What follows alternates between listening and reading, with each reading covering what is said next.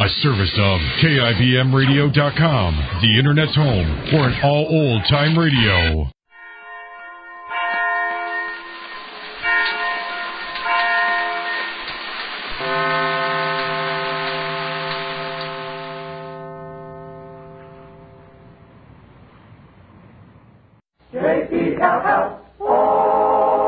The Jell-O program, starring Jack Benny, with Mary Livingston, Phil Harris, Dennis Day, and yours truly, Don Wilson.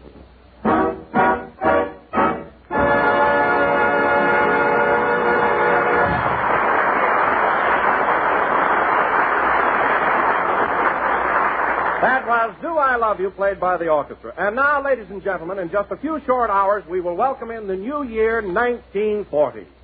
So without further ado, we bring you a man who was once 19 and once 40, Jack Benny.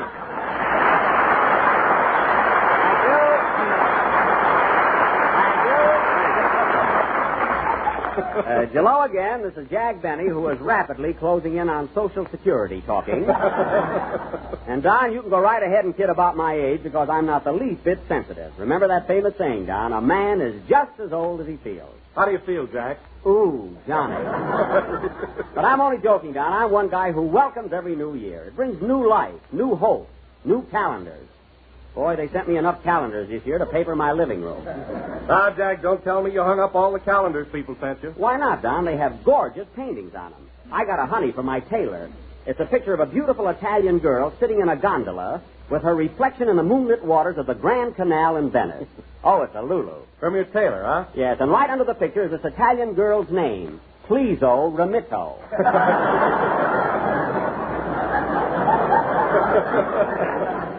That's the most artistic hint I ever got. Huh? You think it'll work? I doubt it. When they get subtle with me, I burn up. And say, Don, I got the cutest calendar from that little restaurant down the street where I eat once in a while. Oh, you mean Ginsberg's Hanging Gardens? That's it. Well, their calendar has a picture of the restaurant, and right under it is their new slogan, Ginsberg's Grill, where the matzo ball meets the soup. Isn't that original? It certainly is. Hey, Jackson, did you get one of those calendars from the Wilshire Bowl? No, Phil, I didn't. You didn't get one with my picture on it? Your picture on it? Why, certainly. Yeah, the one where I'm standing with a baton in my hand, leading a 75-piece Philharmonic Orchestra. No, what's the title of it? It can't happen here.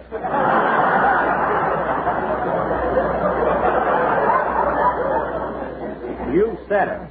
Phil, where did you ever have a picture taken with 75 musicians? Ocean Park, they do it with mirrors.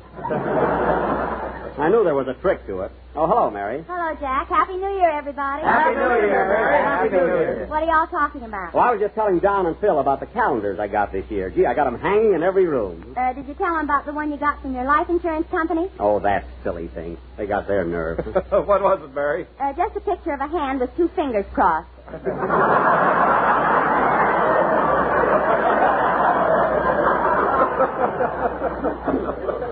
Hey, they aren't so worried. Say, I wonder who thinks up all those calendars. They sent me a bunch of them, too. And, Jack, you ought to see the swell one I got from the May Company. You got one from the May Company? Yeah. There's a beautiful picture of the store, and right under it says, "Come back, all is forgiven."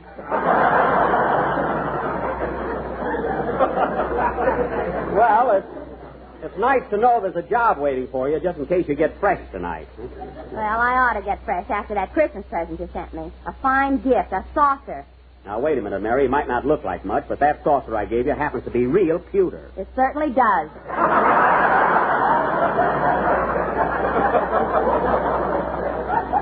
Well, there's no use talking to you. You just don't know a genuine antique when you see it. That saucer came over on the Mayflower. I believe you still had coffee in it from the Pilgrims. Well, the Pilgrims made very good coffee, so stop complaining. Did you have a nice Christmas, Don? Oh, yes, I did very well. In fact, I got some of the most beautiful presents I've ever seen. You did? What'd you get, Don? Well, I got some gold cufflinks, a moving picture camera, a camel's hair overcoat, a golf ball, and a diamond wristwatch. Well. Thanks for the golf ball, Jack.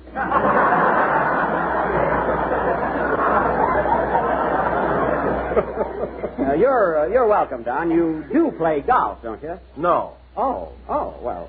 You really ought to take it up, Don. It's great exercise for a fellow like you, and there's so many beautiful courses around here. That's fine. You give a guy one golf ball, and right away you want him to join a country club. Well? Why don't you give him a porthole and let him buy a yacht? Mary, before you continue, remember the Maine, the Alamo, and the May Company.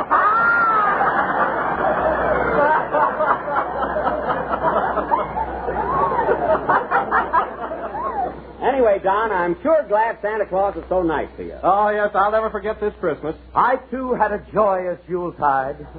Did you, Jazzbo? What did Santa have in his bag for you? Well, besides that golf ball, thanks. You're welcome. Besides that, I got some neckties, a gold keychain, and a lovely cashier's sweater. A what? A cashier's sweater. You know, that soft, woolly stuff? That's cashmere. Isn't that awful? Cashier's sweater. Well, so much for the presents. And now, Dennis, we're ready for a song. How about it? Huh? Oh, no dialogue, eh? Oh, I'm sorry. Oh, I'm sorry, Dennis. Hey, really, I am sorry. You should have a little something to do here. Tell me, did you have a nice Christmas? Yes, well. That's good. Did you get a lot of presents? Yeah, lots of them. I see. Did you enjoy them? I sure did. Well, that's fine. That's fine. Fine. Well, no laugh so far. I guess I better sing, eh?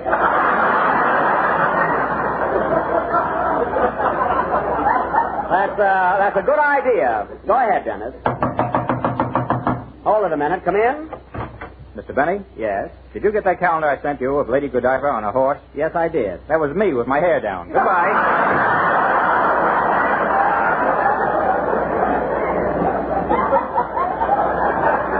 You ought to see him, folks. His head looks like a honeydew melon with ears. Sing, Dennis.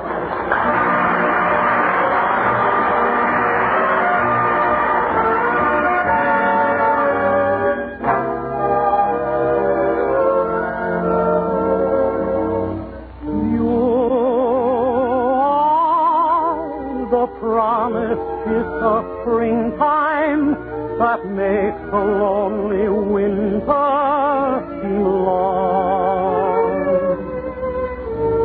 You are the breathless hush of evening that trembles on the brink of a lovely song.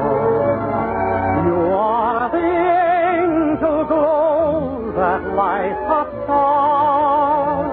The dearest things I know are what you are.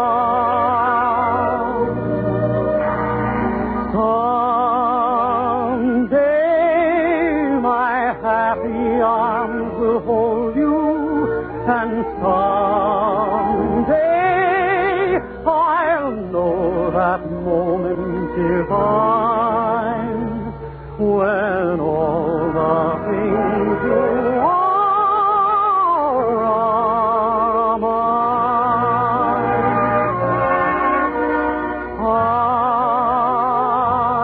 If my heart could only find a voice, would you then be so willing? You are the that like a star, the dearest things I know are what you are.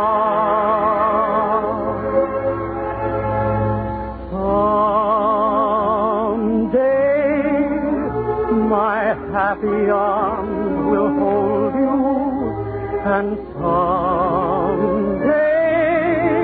I'll know that moment divine when all the things you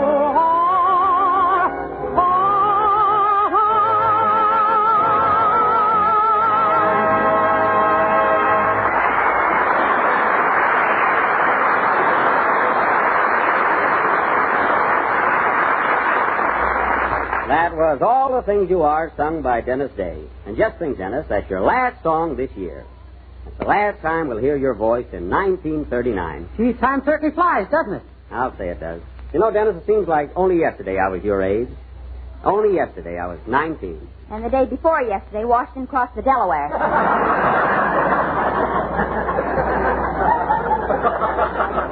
Mary, I'm talking to Dennis. Wouldn't hurt if we had a little bit of sentiment this evening.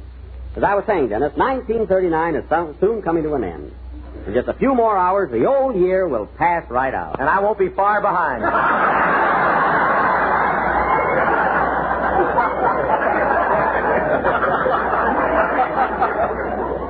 Last year, you won by 8 lengths. Well, I suppose all you guys are going to celebrate tonight, make whoopee and everything. Are you stepping out tonight, Don? Yeah, I'm going over to the Florentine Gardens and see Sally Rand do her fan dance. Why, Don, you're blushing already. How about you, Mary? Where are you going? I'm going over to Ginger Rogers' house. She's having a whole mob of people over, but she told me not to tell you, so forget it. Well, I know why. She stole on account of those Christmas cards I sold her. What's the matter with her cards, Jack? I told Rochester just to print Ginger Rogers on them, and he underlined the gin.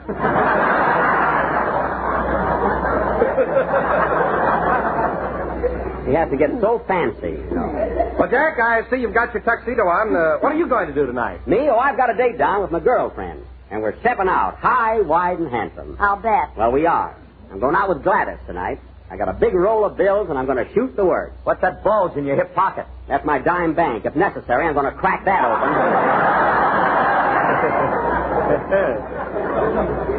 Gladys and I are going to town. Well, Jack, as long as you've got a heavy date, you ought to have another tuxedo. That one looks awful with those moth holes on the shoulders. Oh, it's New Year's Eve, and they throw a little confetti on me. Who'll see him?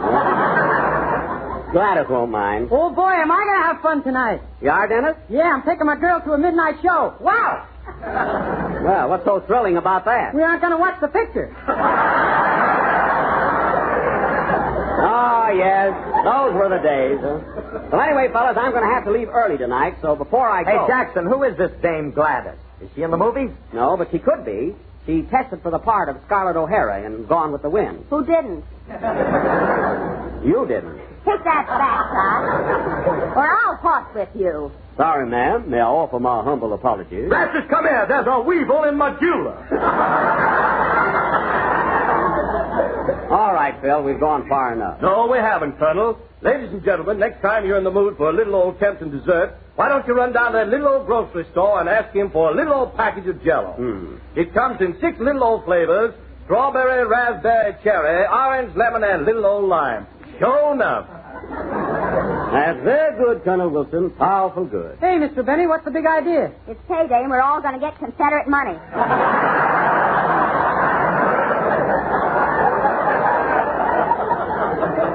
Well, I suppose that's hay. Anyway, fellas, getting back to wherever we were, as I was saying, I've got a date, so I have to leave pretty soon. But before I go, I want to tell you all to be here early next Sunday because we're going to do a very important play. What's it going to be, Jack? We're going to present our version of William Pearlberg's outstanding Columbia film production. That sensational stage hit and screen masterpiece. That dramatic cinema achievement, Golden Boy. Thank you, Goldie. So remember, fellas, be here on time next week, as this is a long play. We'll be here. Don't worry. Well, I'm going to run along now. Can't keep Gladys waiting. Take over the show, will you, fellas? Sure, Jack. We'll carry on. Say, did you hear this one, folks? I call my girl grapefruit because every time I squeeze her, she hits me in the eye. Squeeze me, Phil. I'll hit you in both of them. Now I am leaving. Oh, don't go yet, Jack. I want you to hear my New Year's poem. You can read it later, Mary. I haven't time now. Oh, just when I'm in a hurry. Come in. Hiya, Buck! Happy New Year, everybody!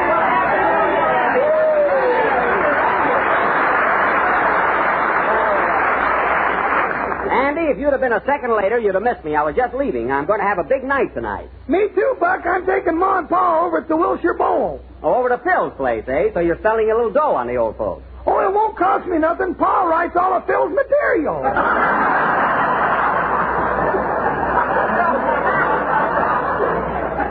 Well, I knew it wasn't Alexander Woolcott. So you're taking Ma and Pa to the Wilshire Bowl, eh? Are they going formal? Yeah, you ought to see Pa. Top hat, white tie, and jug. Well, taking a jug of corn to Harris's place, eh? That's like carrying coals to Newcastle. Well, I'll bet you have fun at that. Is your Ma going to wear an evening gown, Andy? I think so. She just had her tattoo retouched.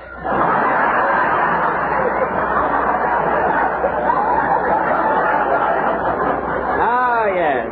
That anchor on her arm was starting to fade. Come to think of it. Well, I got to run along now, Buck. Happy New Year, everybody! minute, Andy. I'm leaving right away. I'll walk downstairs with you. See who it is, will you, Mary? I got it. Hello? Yes, he's here. Oh, Jack, it's for you. It's Gladys. Gladys? Give me that phone. You better run along, Andy. See you later. Okay, Buck. Hello, Gladys. Yeah, this is Speedy. I'm coming right over. What? You can't go? But Gladys, I got my tuxedo on. Yeah, I got reservations and everything. Gee. Tell her about your dime bank. Quiet. Now, look, Gladys. Of course I believe you, but, gee, it's New Year's Eve. You gotta go. Oh, gee whiz, Gladys. Won't you change your mind? Of course I will. Thanks. Mary, stay out of it. Now, look, Gladys, isn't there some way you can make it? But, honey, I got 2 tickets for dinner. I'll be so stuffed I can't walk.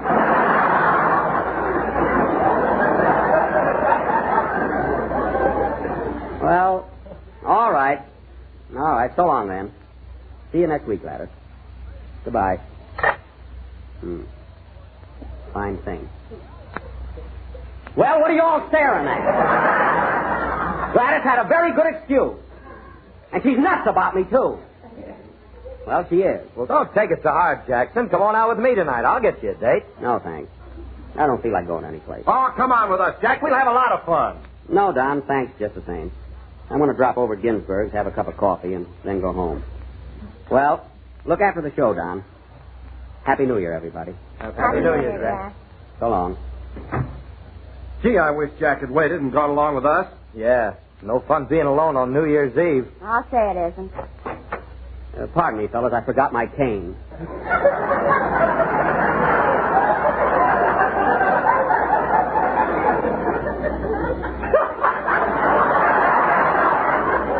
Here it is. Well, so long. New Year's Eve, and I got to go home. Oh, well, it's just like finding the money.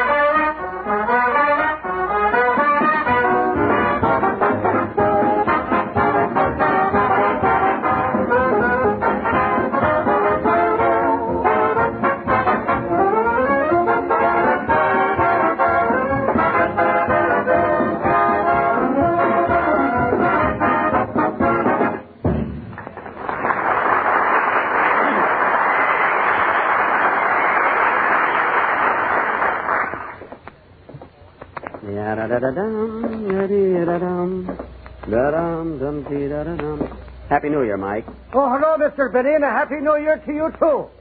Is your program over? No, Mike, I just left early. Oh, Stepanotti. No, I'm just going over to Ginsburg's, have a cup of coffee, and then home. Well, Good night. Good night, sir. Good night. Oh, by the way, Mr. Benny, thanks very much for that golf ball. That's all right. So long, Mike. Happy New Year. Happy New Year, sir.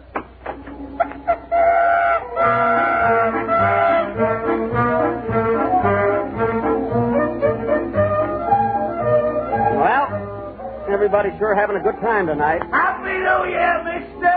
Yippee! Happy New Year. Where'd you get that derby? Out. Hey, cut that out. A brand new hat, too.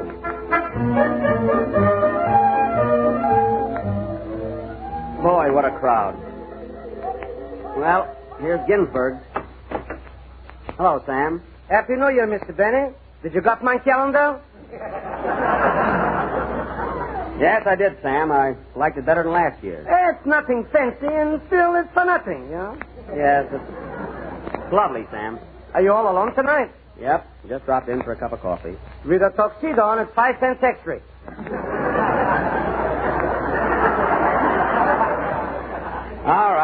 All right, I'll pay it. Yeah, but with that tuxedo, let it go.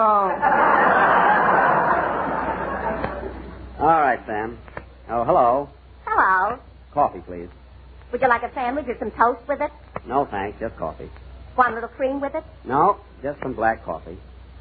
Gee, I'm sorry about that. That's all right, Gladys.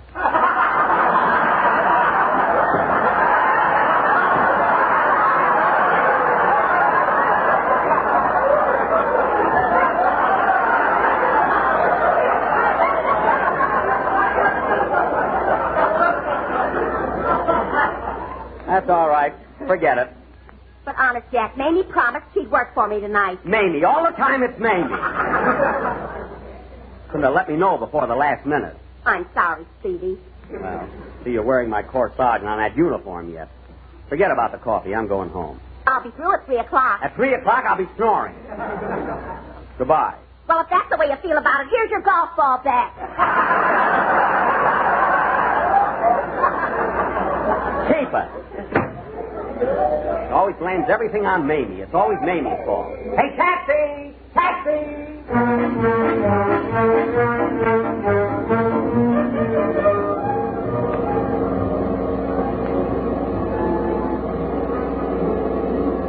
This is the house on your left, Joe. Okay.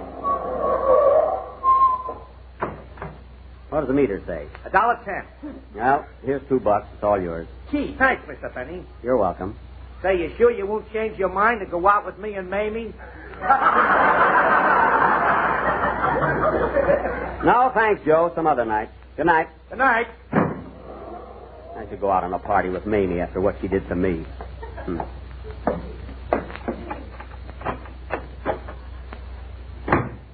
Fine New Year's Eve. Well, I guess I'll turn in. Is that you, Josephine?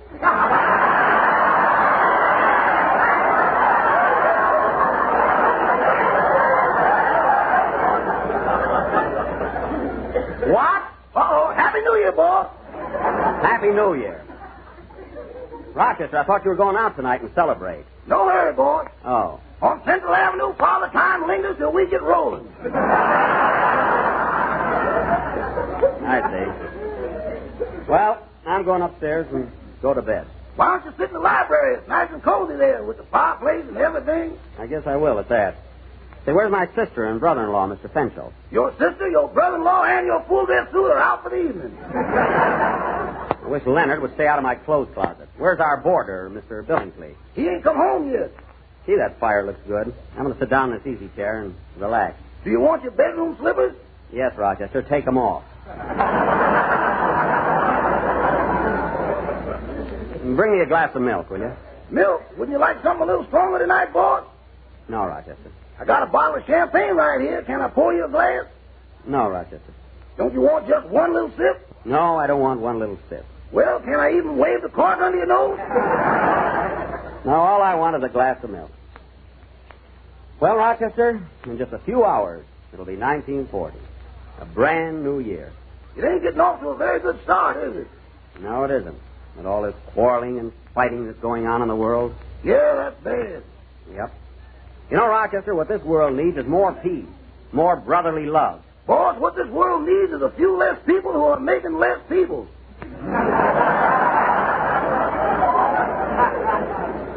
You said it. Throw another log in the fire, Rochester, will you? Okay. Oh, good evening, Mr. Billingsley. Good evening, Mr. Benny. Happy New Year. Same to you. Won't you sit down for a few minutes? No, thanks. Think I'll turn in. Good night.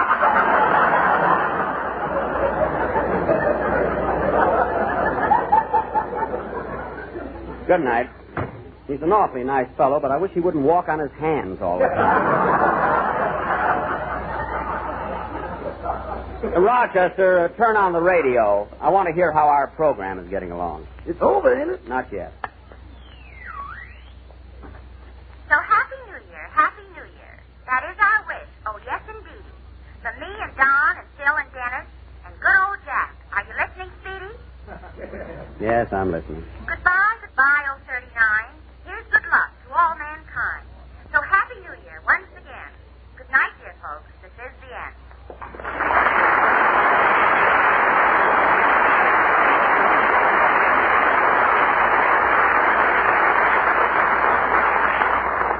Gee, I wish I'd have heard the start of that. Turn it off, Rochester. Okay. Well, I think I'll get to bed. Ain't you going to stay up and welcome the new year in? No, I'm tired. Good night. Good night. Say, boss, I ain't going to get to bed till early in the morning. Do you mind if I sleep late? How late do you want to sleep? Till about Thursday.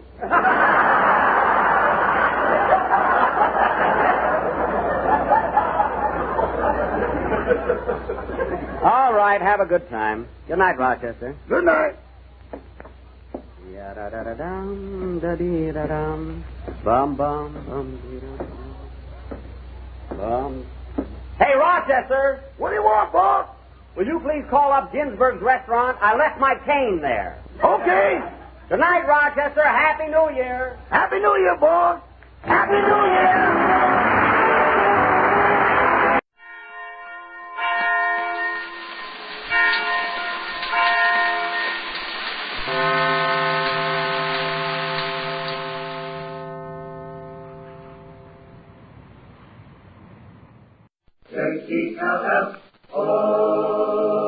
The Jell-O program starring Jack Benny with Mary Livingston, Phil Harris, Dennis Day, and yours truly, Don Wilson.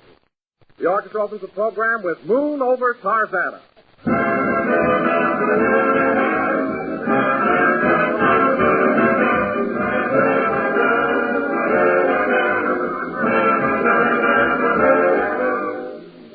Bright and gay and so exciting, quick and thrifty and inviting. Full of flavor, rich and mellow, all together, this spells Jell-O. Yes, friends, Jell-O is certainly an all-around good dessert. It's a dessert that has everything. Rich, shimmering colors that tell you here's a mighty swell treat, and a world of grand, intriguing flavor. Flavor so pleasing, so refreshing, so downright satisfying, that it rivals the real juicy ripe fruit itself. Jell-O is easy to prepare, too. One of the simplest and quickest desserts you can possibly serve. And, of course, you can treat the family to a delightful Jell-O dessert for only a few pennies. So order Jell-O tomorrow, choosing any or all of Jell-O's 6 delicious flavors. Strawberry, raspberry, cherry, orange, lemon, or lime. Incidentally, strawberry and raspberry Jell-O are now better than ever. Both have a new, improved flavor obtained by using a natural flavor base artificially enhanced. Try these grand flavors and enjoy Jell-O's rich, distinctive goodness. Serve a tempting mold of Jell-O tomorrow.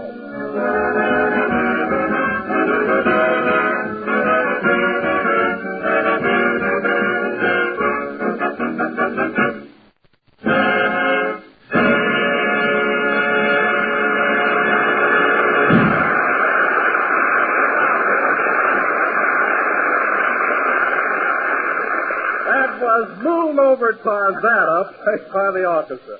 And now, ladies and gentlemen, this being the 5th day of January, we bring you a man who is still doing his Christmas shopping, Jack Benny.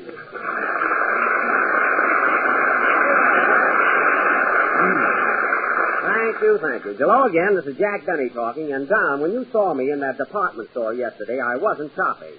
I was exchanging some of my Christmas gifts. Well, that's quite a coincidence. I was doing the same thing. Would you believe it, Jack? 3 different friends gave me electric razors. Well, you think that's bad? I got enough bottles of cologne to have people whistle at me for the next 10 years. No kidding, Don. I must have gotten 25 bottles of that stuff. Oh, what are you going to do with it all? I gave it to Rochester, and he's going to throw a cocktail party. He mixes it with orange ice and calls it a Central Avenue lullaby. But when you saw me in that store, Don, I was only exchanging the gift Phil Harris gave me. You were? Why, Phil told me he gave you a lovely present. Oh, it was lovely, yes, but I don't know, I didn't feel right in it. Oh, well, you shouldn't have exchanged it, Jack. You'll hurt his feelings. I don't care whether I hurt his feelings or not. I'm too old for an Indian suit.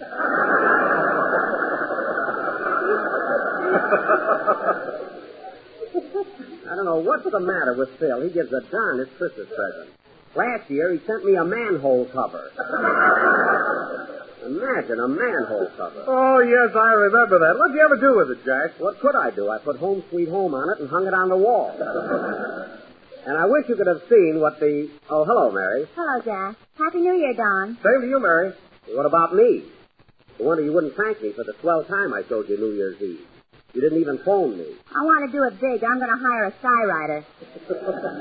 It won't be necessary. You know, Don, I took Mary to the Wilshire Bowl, and boy, was I raring. At the stroke of 12, I grabbed a horn and blew the old year right out. You did, huh? Yep. And at 12:01, Jack put the horn in his pocket and said, let's go home. Now, the only reason I suggested going home early was because I didn't want to have a hangover the next day. A hangover from what? Breaking balloons? Listen, Mary, don't try to give the impression that I'm an old dodo. I was the life of the party. I had you on that dance floor every minute. Anything to keep me from eating.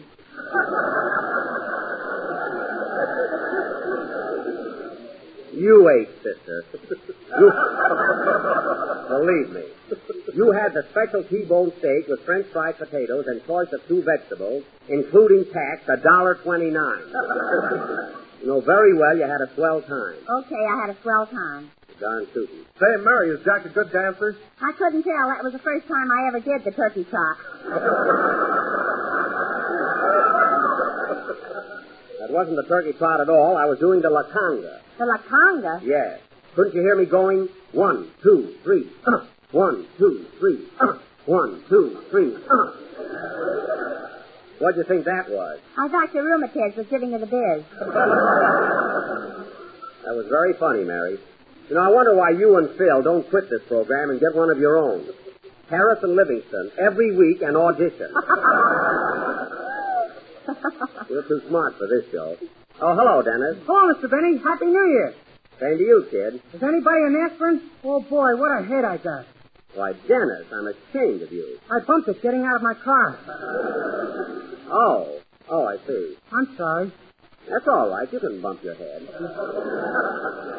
I thought you meant you'd been celebrating too freely. By the way, Dennis, where did you go New Year's Eve? I went there. Don't worry. Oh. Okay. Say, I wonder what's keeping Phil. You went where, Dennis? Never mind. I went there every night, just like you told me to. All right. Say, Don, have you seen... Dennis, where have you been going every night? Mary, it's none of your business. It's a good picture, all right, but gee, I can't laugh all the time.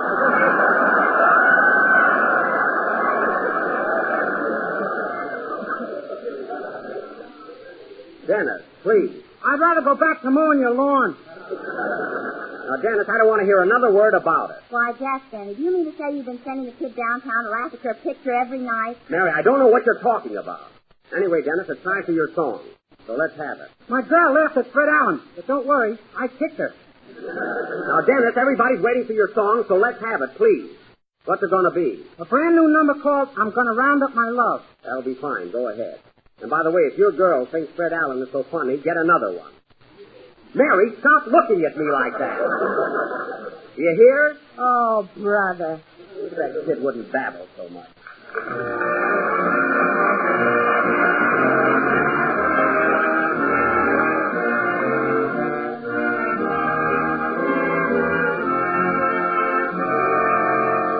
I'm a rolling cowhand, singing as I ride.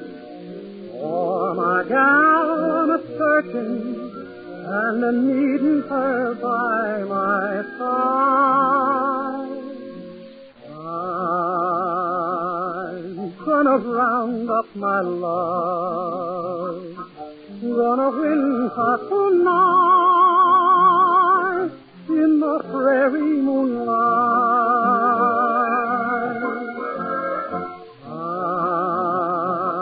I'm gonna round up my love, gotta make her agree to belong to only me. Then together we'll ride high, and together we'll sing low. Side by side, roaming the rain, we'll go.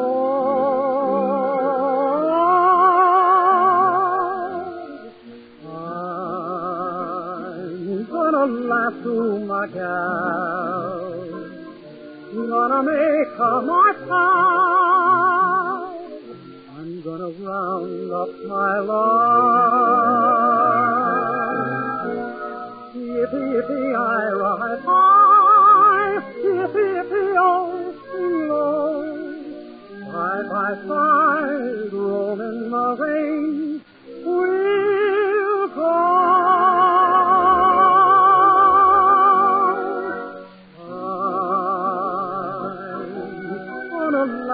too much else.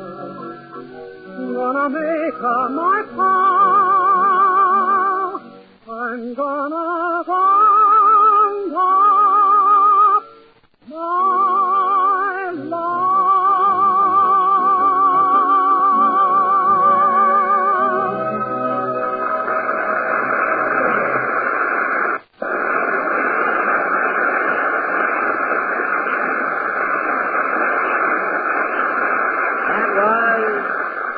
That was I'm Gonna Round Up My Love, sung by Dennis Day. There you are, Dennis. That was, well, you were in very good form. Thanks, Jack.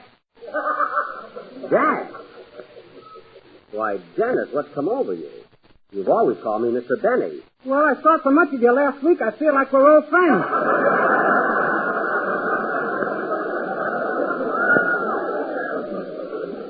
Oh, I see what you mean. But you know, Dennis, I kind of like the idea of your calling me Mr. Benny. It adds a little dignity to the program and shows your respect for me. Do you want me to call you Mr. Benny, too? That won't be necessary, Mary. Gee, I can call him Jack. And now, folks. Wait till the girls at the May Company hear about this. Now, wait a minute. Don't get smart, Miss Livingston. Oh, do call me Mary. Now, cut that out. You asked me a question, I answered it. Now, let's forget it. Well, look who finally breezed in. Hiya, Jackson. Am I late? No, Phil. We realize that taking up a half hour of your valuable time once a week is quite an imposition. Now, hold on, Jackson. In fact, Phil, I think that next Sunday I'm going to have a microphone installed across the street in the pool room so you can say hiya, folks, without putting your cue down. Would you care for that? Now, before you bawl me out, Jackson, I want to tell you that I'm a changed man. You're looking at the new Harris. Oh, I am, eh? I'm not kidding. No. On January the 1st, I made a resolution. I'm going to cut out smoking, cut out drinking, cut out gambling, and I'm going to cut out staying up so late. Well, I'm glad to hear it. When are you going to cut out running after women? When they stop running.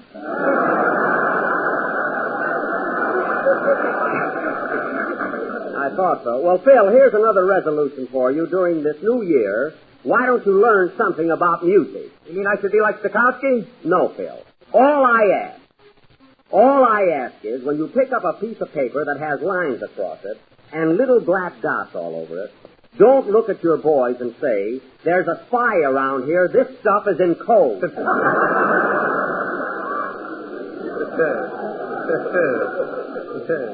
Little as they know, it embarrasses them.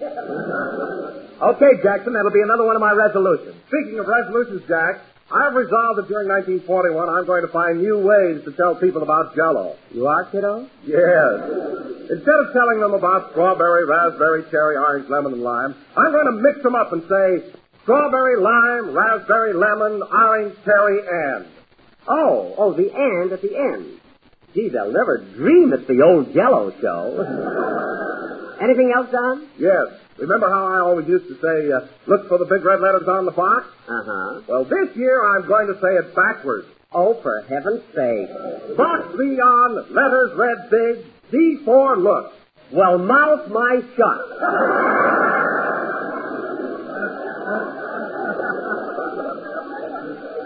Don, that's a very novel idea. Oh, thanks, Jack. I'm awfully glad you like it. I'll see you get a raise for that. Backwards. And now, ladies and gentlemen, we will have a number by Phil Harris and his orchestra, who will play it not backwards, not forwards, but in their usual manner. They will start in the middle and blast both ways.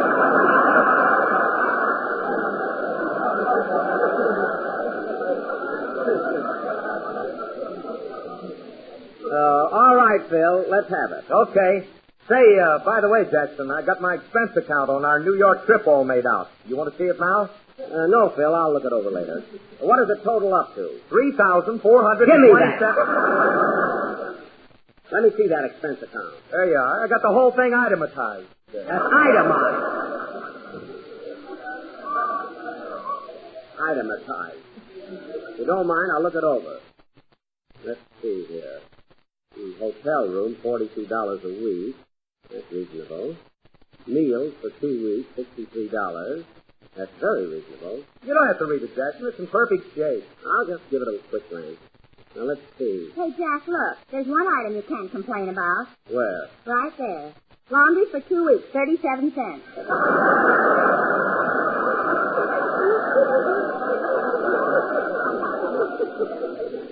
yes. That's not bad. Let's see what else he has here. Bottle opener, 10 cents. Ice, $2.50. Bromo, $135. What do you want us to play, Jackson? Wait a minute, Phil. I'm not through yet.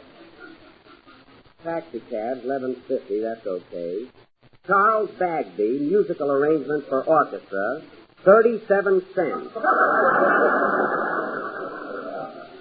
37 cents? That must be the same guy that does his laundry.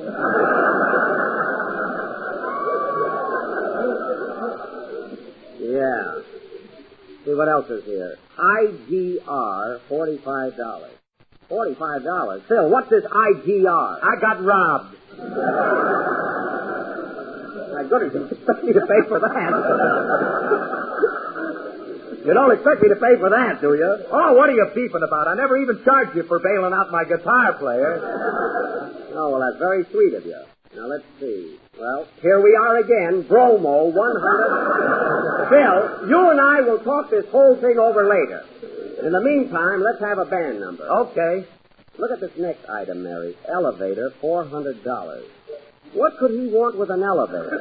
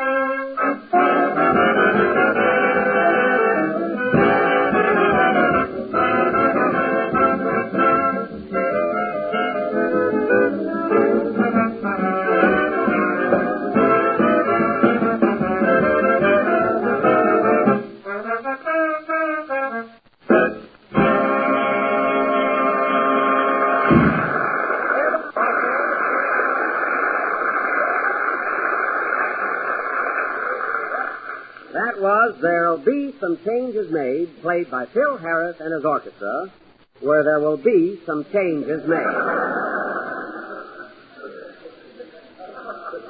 And, Phil, getting back to your New York expense account, it's a ridiculous total, and I'm not paying for all of your hilarity. Okay, Jackson. But as long as we're on the subject of dough, how about that $50 I won from you from the Rose Bowl game? That you can take to court.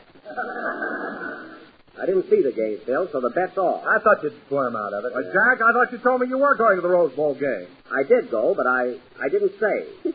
Tell him what happened, Jack. Mary, Don wouldn't be interested. Oh, yes, I would. What happened, Mary? Well, Don, it was like this. No women. Jack got the tickets and told us to meet him in front of Tunnel 16 at 1:30. 1:30. Well, anyway, Phil, Dennis, and I took a cab.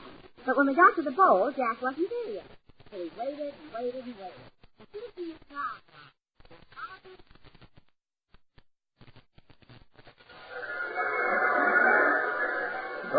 Programs. Names and numbers of all the players. Program, miss. No, thanks. Come on, fellas, let's go in. We can't go in. We got to wait for Jackson. Yeah, he's got the tickets. I don't see why he didn't come with us. Well, you know how romantic Jack is. He's bringing his girlfriend Gladys to the game, and they're driving out alone in the Maxwell. Say, that little waitress ain't so bad looking when she gets dressed up. I think that Jackson's stuck on her. You said it. Yeah, he said it.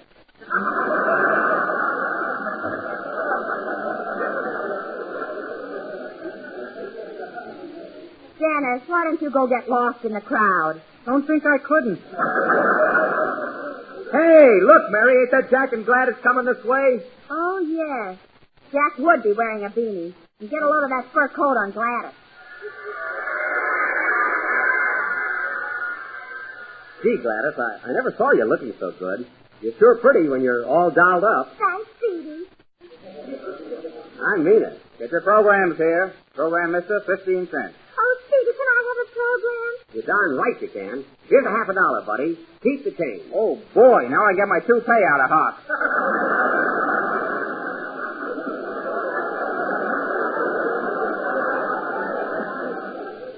Well, here's the game, Gladys. Hiya, fellas. All set for the game? I've been waiting on you, Jackson. Come on. Say, Gladys, you know Mary and Dennis, don't you? Sure. Hello, everybody. Hello. You, Gladys, has a pretty fur. Did you trap it yourself? You know darn well I gave it to her for Christmas. Oh, pardon me, honey. Do you know Phil Harris? Do I? Hiya, Gladys. I'll have a ham on rye. Now, Phil, cut that out. Not working today. Come on, fellas. Here's our game. Let's go. Take it. Hold your own stubs, please. Here you are. Oh, hello, Gladys. Hello, Eddie. How are you? Fine. Taking your old man to the game?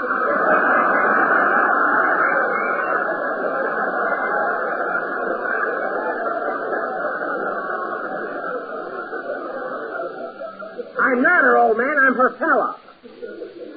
Come on, sweetheart. Say, where's Dennis? I'm stuck in the turnstile.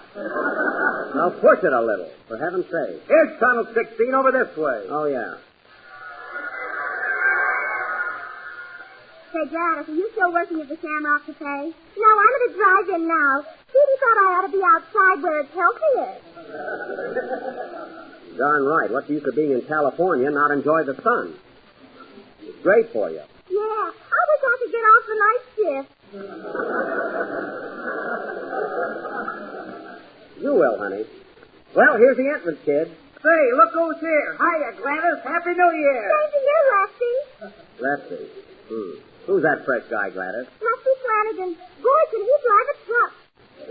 Can imagine. Hey, look, there's a hot dog stand. Let's eat. Yeah, you want a hot dog, Gladys? I'm not hungry right now. Okay, we'll get him inside. Better get one now, Gladys. You know Speedy. That's Speedy.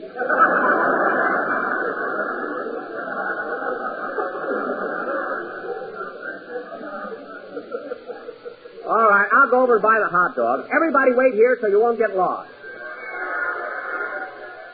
Hey, mister, 5 hot dogs, please. 5 puppies coming up? Oh, hello, stranger. White mackerel!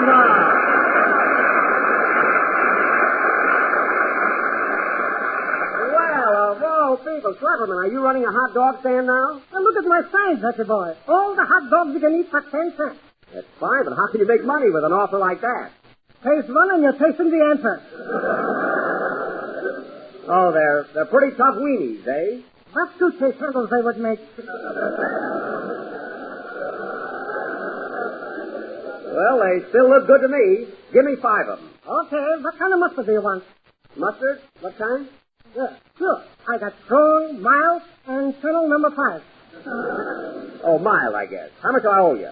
5 hot dogs, 50 cents. Well, that's fair enough. Here's $1. Here's a quarter. Thanks for the tip.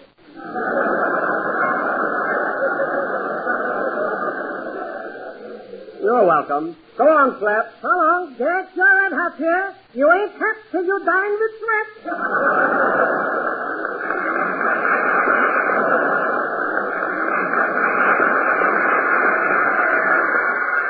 Well, here you are, kid. Take your hot dog. Thanks, Jack. Here's my dime. Keep it. Everything's on me today. See, I'm thirsty. What are we going to drink with our hot dog? Here you are, Gladys. Put that back in your pocket. Phil, just for once, why don't you see a football game where 4 teams aren't playing?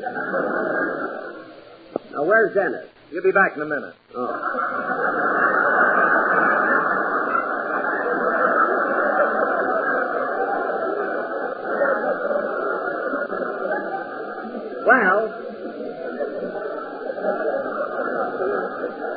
Well, he's got his own ticket. Let's go in. Here's the tunnel. Gee, it's dark in here. Huh? So dark in here. Yeah. Say, Speedy, remember the time we went through the Tunnel of Love at Ocean Park? Oh, Gladys, for heaven's sake. Cut it out. Oh, I'm sorry I slapped you. Gladys, it's all over. Forget it. Now, come on. Subs, please. There you are. Right this way. Oh, hello, Gladys. Hello, Nick. Where you been keeping yourself? Oh, I've been around. Where you been? Come on. come on. Show us our team. Listen, Gladys, do you have to talk to every fella you meet? Oh, Speedy, you're so jealous. I'm not jealous. Here you sit, sister. Thanks.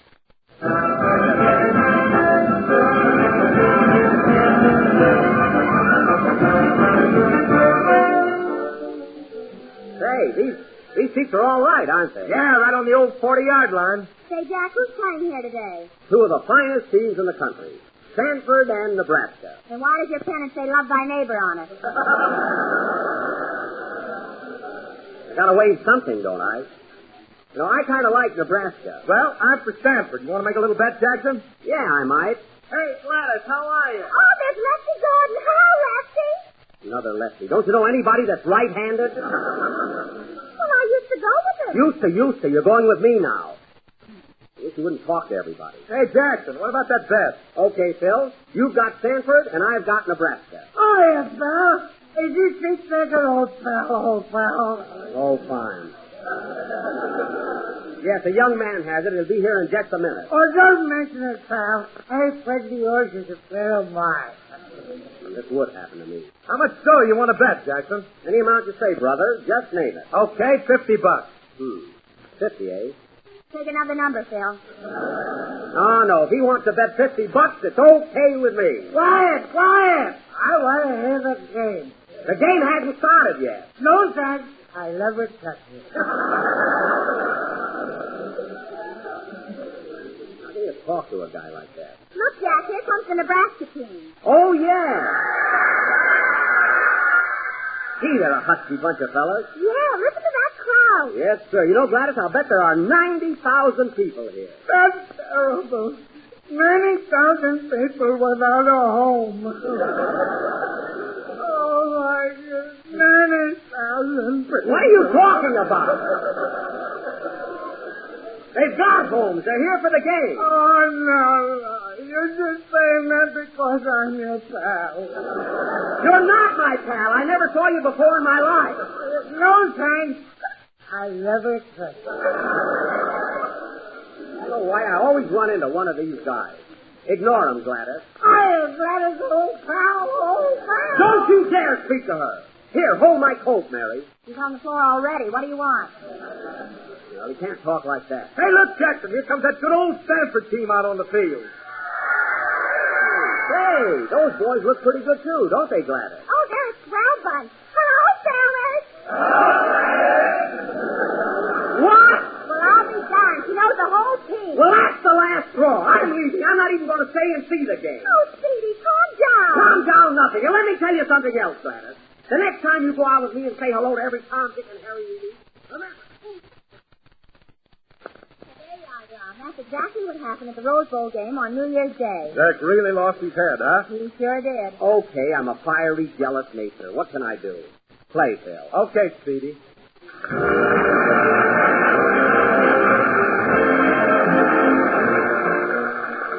Friends, before dessert at dinner tomorrow, why not serve the family a real surprise, something delightfully different, like apple snow jello.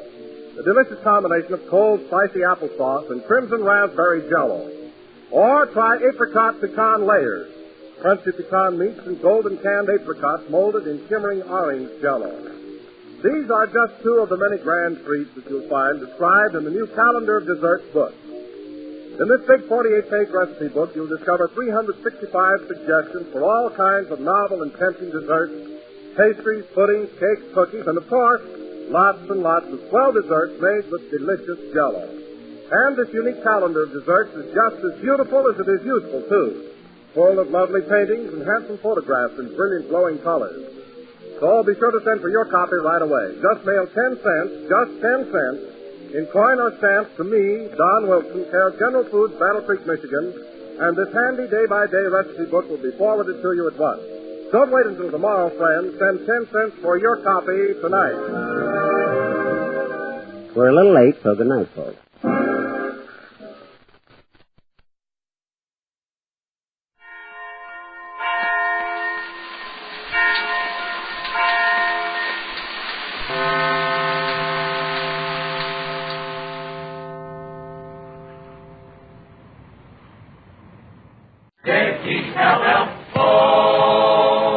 The Jell-O program brought to you by Jell-O and Jell-O Pudding, starring Jack Benny with Mary Livingston, Phil Harris, Dennis Day, Rochester, and yours truly, Don Wilson.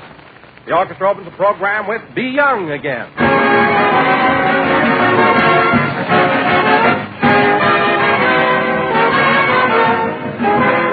Not just a little flavor.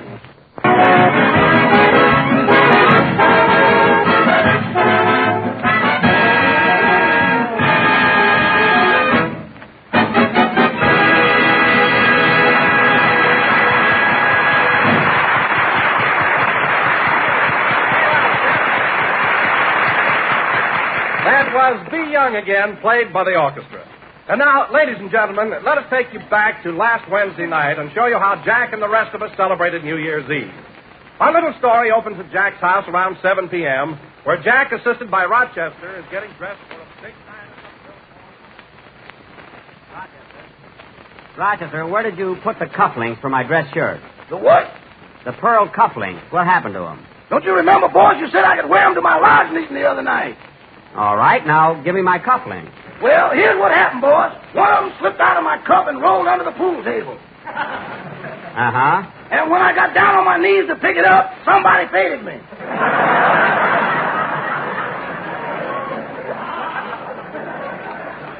Well, I'll be... So you lost one of my links in a trap game.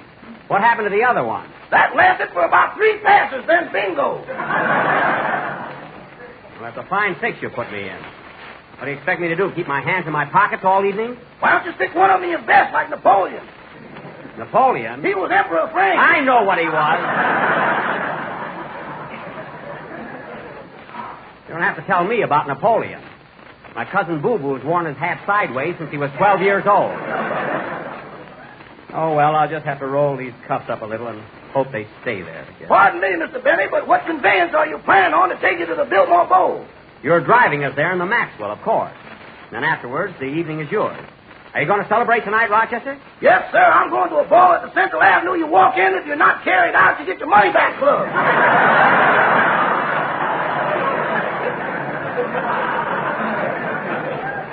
Oh. Well, you better walk in and out. Now, remember, Rochester, you promised not to drink tonight. Yes, sir. I'll just order martinis and eat the olives out of them. That's right. You can eat all the olives you want. I got a bad tooth, though. I might have to float them down.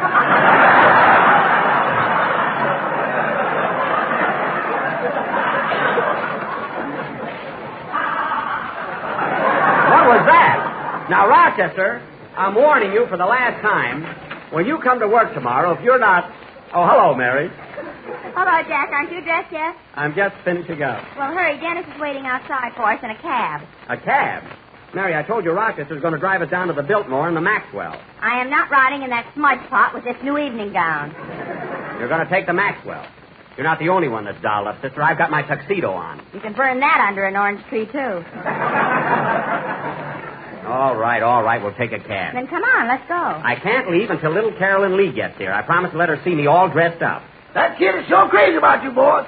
Well, I have a way with the ladies, I guess. Whether they're 6 or 60. But in between, you can't get one unless they're hungry.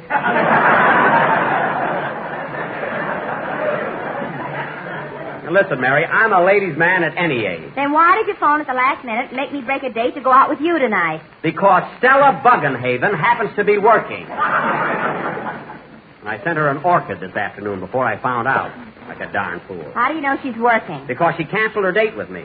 She got to do retakes on her new picture, The Sweetheart of Gopher Gulch. Well, she looks like a gopher if I ever saw one. Mary, if you ever looked a gopher right in the face, you'd see that they have beautiful, soft brown eyes. And so has Stella. Anyway, I'm hooked for an orchid. Oh, well. Come on, Jack. That's Dennis waiting for us in the cab. Well, run along. I'll join you in a minute. Here, take my violin with you. Oh, Jack, you always have to drag that fiddle every place you go. Mary, Phil's orchestra's playing there, and Phil may call on me to entertain. If he wants to remain on my program. Now, take it with you. Okay. Happy New Year, Rochester. Same to you, Miss Livingston. Well, Rochester, I guess you can run along, too. Have a good time tonight. Thanks, Mr. Benny. And look, Rochester, I know it's New Year's Eve, so I'm not going to be a wet blanket. I'll tell you what. It's okay with me if you take one drink at the stroke of midnight. There's 12 strokes, boss. Let's hit them all.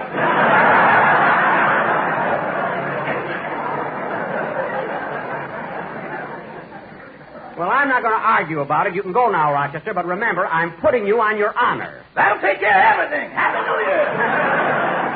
Happy New Year, Rochester. Oh, by the way, have you seen... Oh, well, I'll find it. Must be around here somewhere. Yada-dee-da-dum, da-dee-da-dum, da-dum, bum-dee-da-dee. Not there. Da-dum, bum-dee-da-da-dum, bum-dee-da-dee. I had it yesterday. I can't imagine what happened to it. I wonder if it's in the... Oh, hello, Carolyn. Hello, Jack. Well, I'm wearing my tuxedo. How do I look? Gee, I think you're the prettiest man in the whole world. Now, wait a minute, Carolyn. You're taking in a lot of territory. Prettiest man. By the way, honey, this afternoon when we were playing those games, did you hide something you didn't tell me about? What do you mean, Jack? Well, I've been looking all over for a certain something, and I can't find it. Did you hide it somewhere? Huh? What do you think? I think you did. Now, tell Uncle Jack where you put it. No, you'll have to look for it. Carolyn, I'm in a hurry. Now, tell me, where is it? No, you'll have to guess. Carolyn, I'm in no mood for guessing. Look, kid, I'm going out tonight. I've got to have my toupee.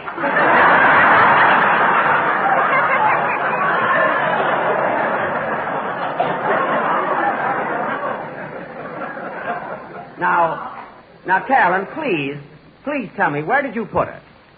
Well, I was out in the yard, and a poor little bird didn't have any nest. Oh, fine. Well, I'll just fluff my hair up a little. That'll have to do, I guess. I have to leave now, Carolyn, so kiss me goodnight, and I'll see you tomorrow. I thought I was going with you. Carolyn, I didn't say tonight. I said when you're 18 years old, I'll go out with you on New Year's Eve. But when I'm 18, you'll be 35 or 40. I'll take that.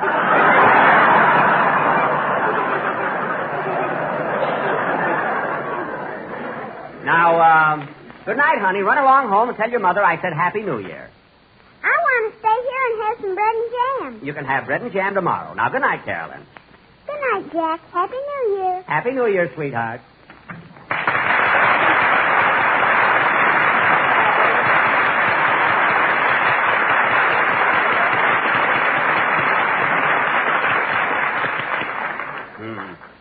Four jars of jam already this week. Not only that, my toupee is up in a tree somewhere. Oh, well.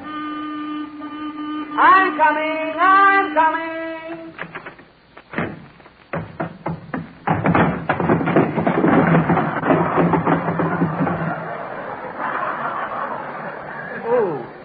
Ooh, my shins. Darn, these dress shoes are too slippery. Gotta wear them more often. Oh, hello, Mr. Billingsley. Good evening, Mr. Benny. A little cockeyed, I see.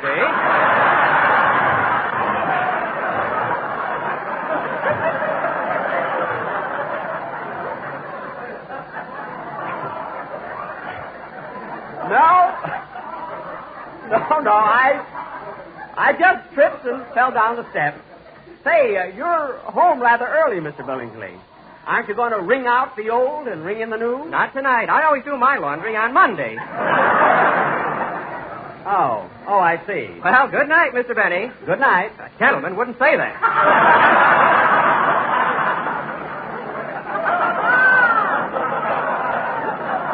Well, I never saw one that didn't. What does that mean? I can't figure him out at all. Hurry up, Jack. We can't wait here all night. I'm coming.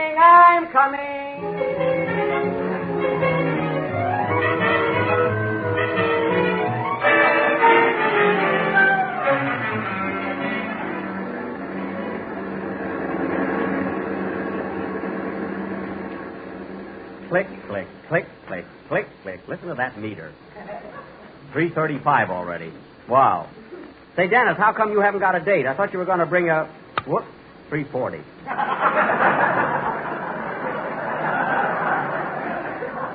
I thought, Dennis, I thought you were going to bring a girl tonight. What happened? She had to work. Oh, is she a chorus girl? No, she's a welder at Lockheed.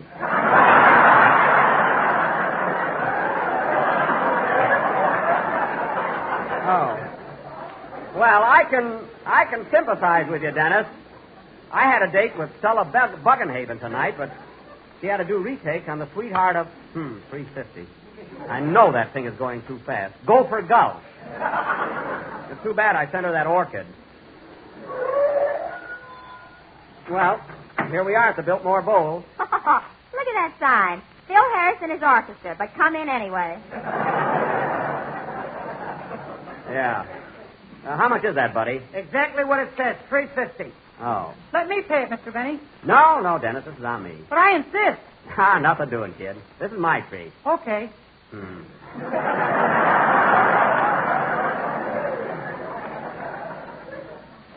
Here you are, buddy. Thanks. Come on, Mary.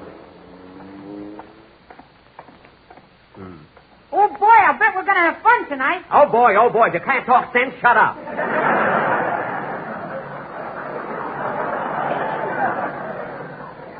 Come on, let's go in.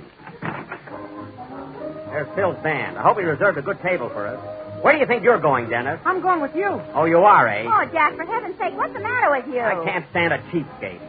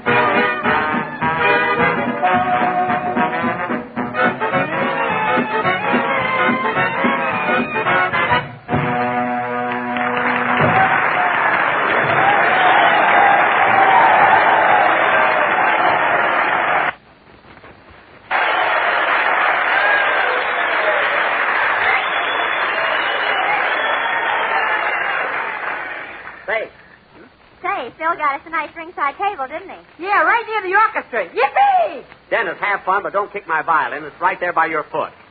Gee, I wish I had a paper hat like everybody else. What do you want with a paper hat? You're supposed to wear one on New Year's Eve. I'll straighten this out. Where's the waiter?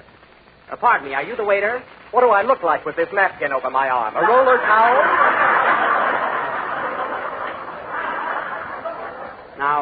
Now, just watch your step, bud. I happen to be a very good friend of Phil Harrison. You can have him, too. Now, look, waiter, you get me a paper hat, or I'll tell this young man with me not to leave a tip after he pays the check. Scram. The thing I hate is a fresh waiter. Well, look who's here. Cash customers. Hiya, Jackson. Hello, Phil. You sure got a big crowd here tonight. Why not? Good music, good food, and just oodles of Harris. Hey, what more can anyone ask? Huh? Say, Phil, I see you've got a bigger orchestra tonight. Isn't that a new man in the front row? Where? A big guy with a mustache. He ain't no musician. That's a house detective. Well, what's the house detective doing in your orchestra? He claims the bass fiddle is full of spoons. Are you kidding? Why, that's ridiculous. Yeah, but if he ever looks in that tuba, we're cooked. Well, see you later, kids. I'm going over to say hello to Don Wilson. He and Peggy are in a big party over here. Oh, well, time to drop over, huh? Hey, waiter, what about that paper hat? Here you are, a gorgeous green one. How can I wear a green hat with my blue eyes? The color's flash. Oh, what are you worried about? You'll be asleep in a few minutes anyway. I'm going to stay up tonight. I took a Benzedrine. Get me another hat, waiter. And here's something else. There's no confetti at this table. When it's midnight and the celebration starts, what am I going to throw? Shake that tuxedo and let the moths fly out. Now, listen, you one more wisecrack, and I'll speak to Baron Long, the owner of this hotel. He's a pal of mine. If you don't mind, we'd like to order drinks. What do you want, Mary? I'll just have a lemonade. Okay. I'll have a glass Good evening, Mr. Burney. Are you having a good time tonight? Yes, thank you. That's good. I'll have a... Who was that, Mary? Your pal, Baron Long.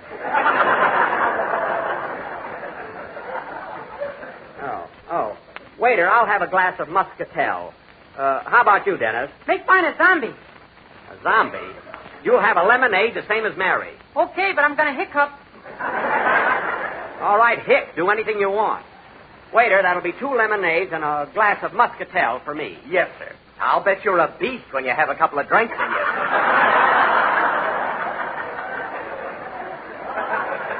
Quite the contrary, I'm very jovial. Don't forget that confetti. Come on, kid, let's blow our horns and have fun. Heaven's sake, it's New Year's Eve. Hey, Jack. Jack, look who just came in. Where? He's coming down the steps. It's Rodney Dangerfield, that corny cowboy. Oh, yeah. And look who's with him. Who? Well, I'll be Stella Buggenhaven. So she was working tonight, eh? Imagine ditching me for that. Hello, Rodney. Howdy, ma'am. A mighty happy New Year to you. Same to you, partner.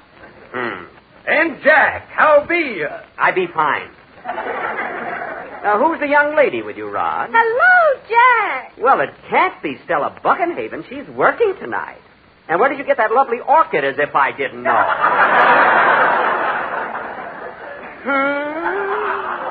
Miss Buggenhaven? Why, Jack, I do believe you're jealous. Come on, Rodney, let's go to our own table. Oh, no. Do join my little party. I bought that orchid. I'm going to smell it. One smell. Sit down. Oh, waiter. Yes, sir. What do you have, Stella? A champagne cocktail, please. A champagne cocktail for Miss Buggenhaven. Do you want to go that high, Daddy?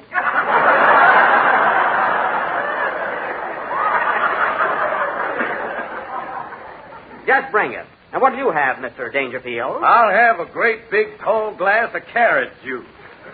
Carrot juice? Isn't that a little too strong for you, Rod? Sissy? Oh, Jack, you say the funniest thing. Well, I've always got an answer, ain't it, Phil?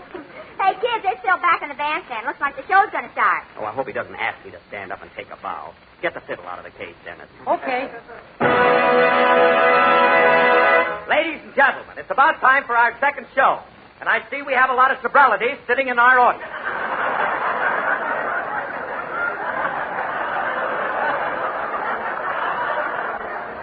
Sobrilities? And I'd like to ask a few of them to stand up and take a bow. Now, first, I want you to meet one of the greatest movie stars. Oh, I wish he wouldn't do that. That famous cowboy of Western pictures, Rodney Dangerfield.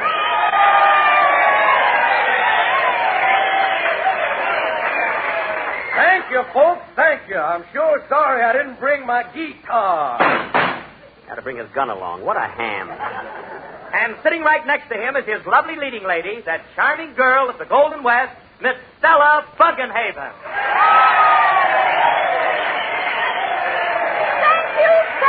Thank you. I love you all. A very pretty speech, Stella. Brief, but it had a message. You make me sick. Behave. And now, ladies and gentlemen, it is my pleasure to introduce a very dear friend of mine. A great radio star who needs no introduction. Dennis, give me the fiddle. I have been associated with this grand personality for a number of years. And he came here tonight to relax and enjoy himself, just like everybody else. There. But I know if we insist, we can get Dennis Day to come up and sing a chorus for us. What? Come on up here, kid.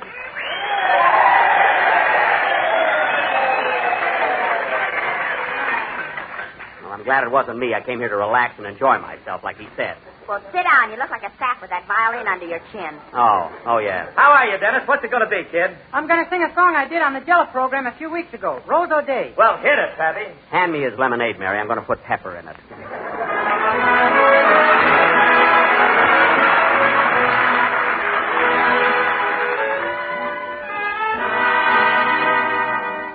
You're my Filigadusha, Shinnamarusha, Valderalda, Boom-Booty, Rosade. You're my Filigadusha, Shinnamarusha, Valderalda, Boom-Booty, Rosade. You're my Filigadusha, Shinnamarusha, Valderalda, Boom-Booty. You're daring, you're darling, you're lovely. That's what I mean when I say Rosade. You're my Filigadusha, Shinnamarusha, Malarala, Boom-Booty. Oh, Johnny Mackay. of Rosie O'Day. She was the prettiest thing, so they say, and every night in his sweet Irish way, under her window he'd sing in this way. And Moriarty, Sue Donahue, Mary Malone, and the rest who they do. They all want his favors, and what does he do? He sings to the one he loves best that he do.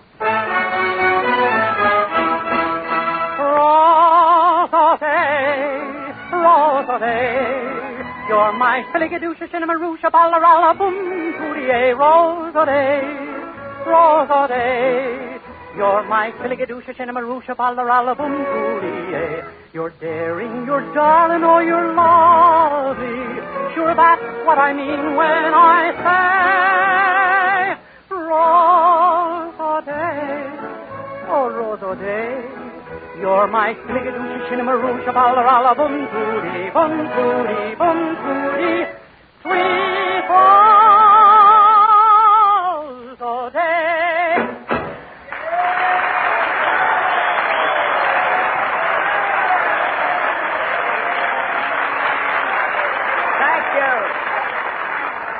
Thank you, Dennis. That was swell, kid, and I appreciate your getting up there. Hey, Bill! Don't be so obvious. If you can't see your violin, the heck with them. Yeah, that's right. The heck with him. And now, folks, sitting at a table on the other side of the room is my old pal and one of the greatest announcers in radio, Don Wilson. Come on, Don. Say something, will you? Okay, Phil. Hello again. This is Don Wilson speaking. Hello again. He stole that from me. And I hope you're all having as much fun as I am tonight. I've had 6 delicious dishes of Jell-O, and I'm raring to go. Yippee! I've been saying Jell-O again for years. It's mine. In a few minutes now, it'll be 12 o'clock, and I want to wish you all a very happy and prosperous New Year.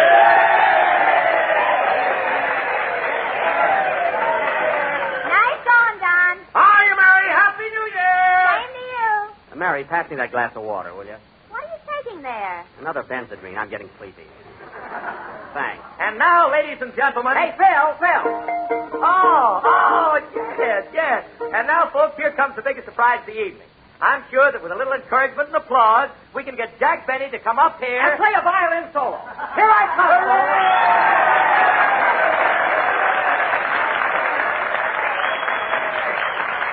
Well, I'm a little embarrassed here. Thanks for asking me to come up here, Phil, although I'm really not prepared. However, ladies and gentlemen, I've had many requests... Sit down, you bum! Sit down!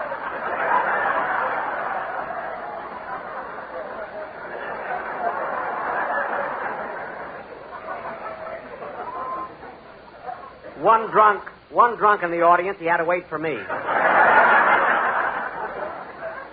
Oh, well. Now, ladies and gentlemen, I've had many requests to play Love and Blue. And being in a sentimental mood this evening, I'm only too happy to oblige. Love and Blue, folks. I hope you like it.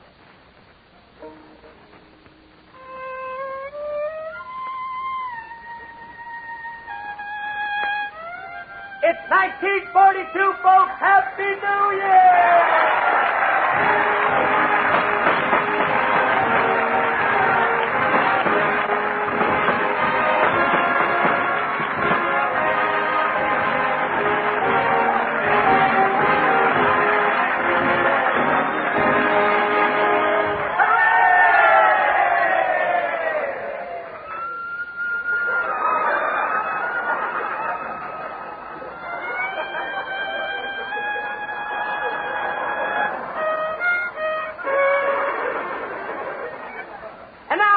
Ladies and gentlemen, I'm going to... Everybody dance, folks. Come on. Hit it, boys.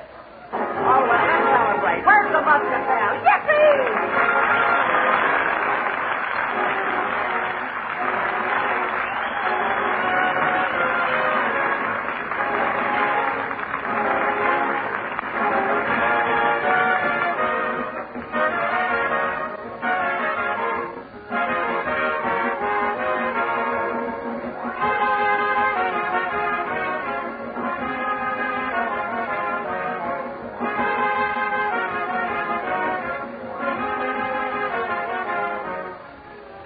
Here's a suggestion for a mighty swell dessert, friends.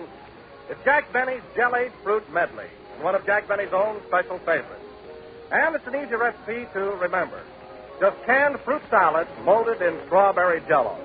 All you have to do is dissolve 1 package of Jell-O imitation strawberry flavor in 1 pint of hot fruit juice and water.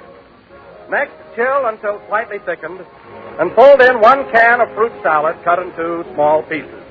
Chill until firm, and then serve with a garnishing of spicy mint leaves and bright red cherries. You'll say, as does Jack, that this is one of the finest desserts you ever tasted. Many grocers are featuring canned fruit salad and strawberry Jell-O all next week. Get both tomorrow and make up this grand treat. Just be sure when you buy to get Jell-O, because Jell-O's locked-in process brings you the flavor for your enjoyment.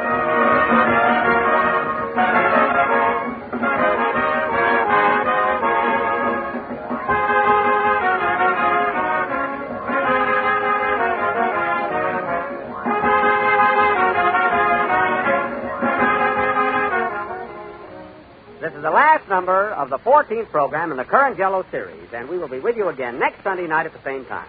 And, folks, that's exactly what happened when we went out and celebrated on New Year's Eve. Tell him what happened in the cab on the way home. All right, so I fell asleep. How many Benson Reeds do you think I carry with me? Good night, folks.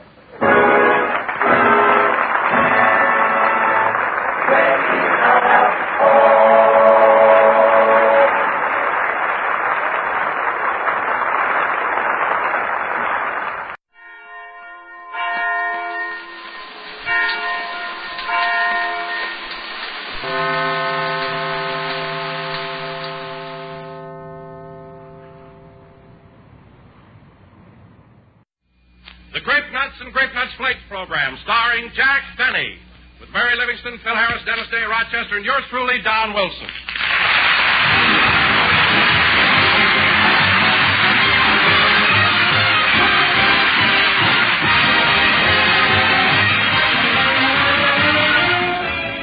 And now, speaking of New Year's resolutions, here's a poem for you, friends, so listen. When the year is at the morn, resolutions fine are born. When the year is old and gray, resolutions, where are they? I have the answer here to a season full of cheer. Just resolve to start each day happy, carefree, blithe, and gay. And you know, folks, all it takes to start the day is Grape Nuts Flakes. That's the answer, all right. Eat a good breakfast, do a better job. Because you need an adequate breakfast after a fast of 10 or 12 hours the night before. In fact, dietitian tells us that morning is the time we should get at least 1/4 of our entire day's nourishment. Yes, breakfast is the stoke-up meal, and Grape Nuts Flakes are certainly a swell-tasting stoke-up food. They're a whole-grain cereal, cram full of all-around whole-grain nourishment. So for 1944, let's all resolve to eat a good breakfast, do a better job. And let crisp, toasty brown Grape Nuts Flakes help make it easy for you.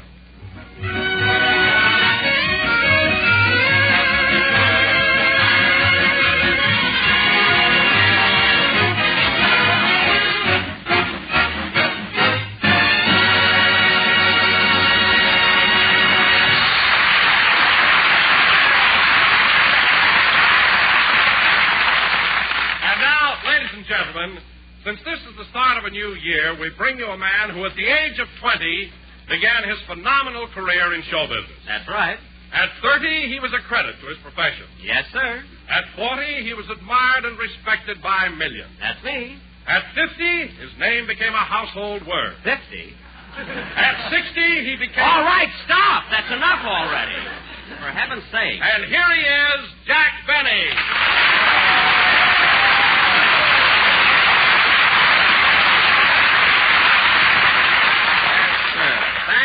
Thank you. Hello again. This is Jack Benny talking. And, Don, it's a good thing I stopped you or I'd have died of old age before the show started. 40, 50, 60. I wasn't so very long ago that I was going to Waukegan Grammar School. Well, I know, Jack, but you were the only kid in class the teacher called Mister. Don, they didn't call me that till I was in the 6th grade. And anyway, Don, it doesn't... Hello, Jack. Hello, Mary. Anyway, Don, it doesn't... Fine thing. I hurry over here and nobody even notices my new dress. Oh, say, that dress is beautiful, Mary. But don't you feel a little silly wearing a man's necktie with it? Oh, that. Well, Dennis gave it to me for Christmas, and I'm wearing it so I won't hurt his feelings. You mean Dennis gave you a... Oh, wait a minute. He must have gotten the boxes mixed up. Well, what do you mean? Well, Dennis gave me the cutest pair of lace panties, all covered with rosebud. Oh, gee, I'd love to have those. Jack, I'll give you the next time. You give me the lace panties. Well, Dennis really meant them from me. I know, but... You didn't lose them, did you? I hope not. Gee. Oh, so that's it. You didn't want to hurt his feelings either. Look, Mary, when someone gives you a gift... I know. But, Jack, those panties were supposed to fit me. How in the world did you get them on? Oh, I didn't have much trouble. You didn't, eh? I'll bet those rosebuds are stretched to full bloom. Never mind. Let's see, where was I? Oh, yes. Now, look, Don, the next time you make a remark about my age, you better... Hello, Mr. Benny. Oh, hello, Dennis. Don, the next time you make a remark about my age... What's the matter? Oh, Don's always telling people that I'm a lot older than I am, and I'm sick of it. Why don't you hit him with your cane?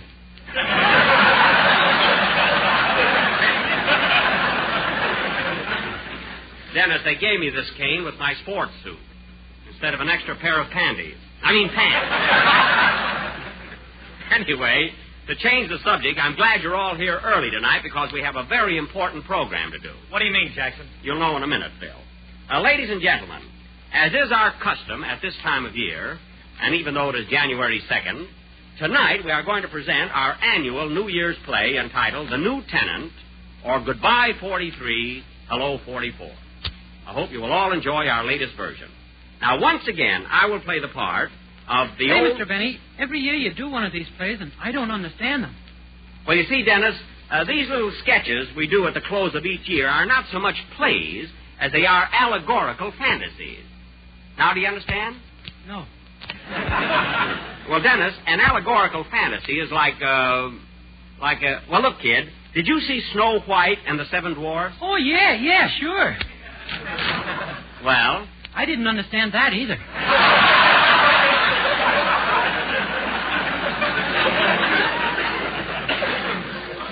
Dennis, it's all very simple. Look, my play and Snow White are in the same category, in that they both deal with the abstract and the esoteric rather than with the prosaic.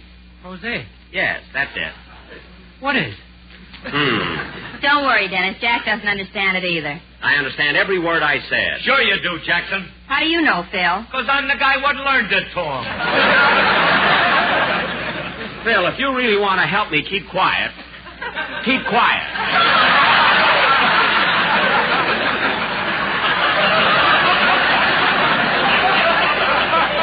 Now, look, Dennis, an allegorical fantasy Oh, Jack, what do you want to show off with big words for? Show off? If you want to explain something, do it simply and direct. Don, don't tell me how When to I talk. want to tell somebody about grape nuts and grape nuts flakes, I don't go in for verbal calisthenics. No, Don. All I say is that grape nuts and grape nuts flakes are two delicious cereals that always taste like more. But look, kid. Grape nuts, crisp and crunchy.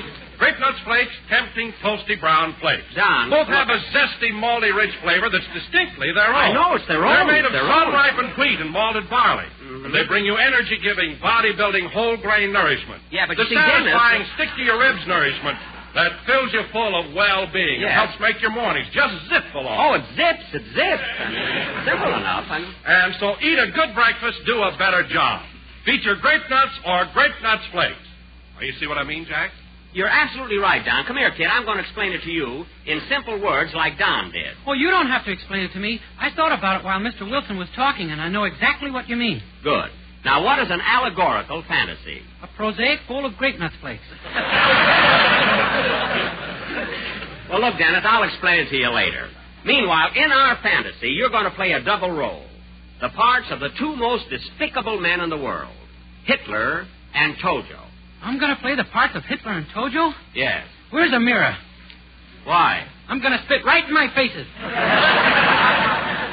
You don't have to, kid. You're only playing the parts. Anyway, you're going to be Hitler and Tojo tonight. Well, okay, but I'll just hate myself in the morning. Now, Phil, you're going to be Uncle Sam. Uncle Sam? Yes. You see, in our sketch, I will play the part of the old year 1943, who has been living in a big rooming house called the United States, run by Uncle Sam and his wife, Columbia. Now, Mary, you're going to be Columbia. You have 48 children, one for each state in the Union.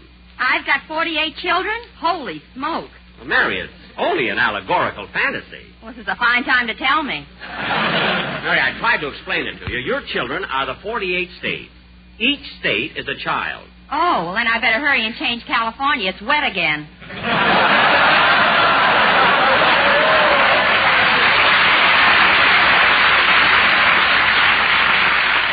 Well, don't worry about it now. Anyway, ladies and gentlemen, we set the stage for our play, which will go on immediately after a song. I'll get it. Hello? Hello, Mr. Benny. This is Rochester.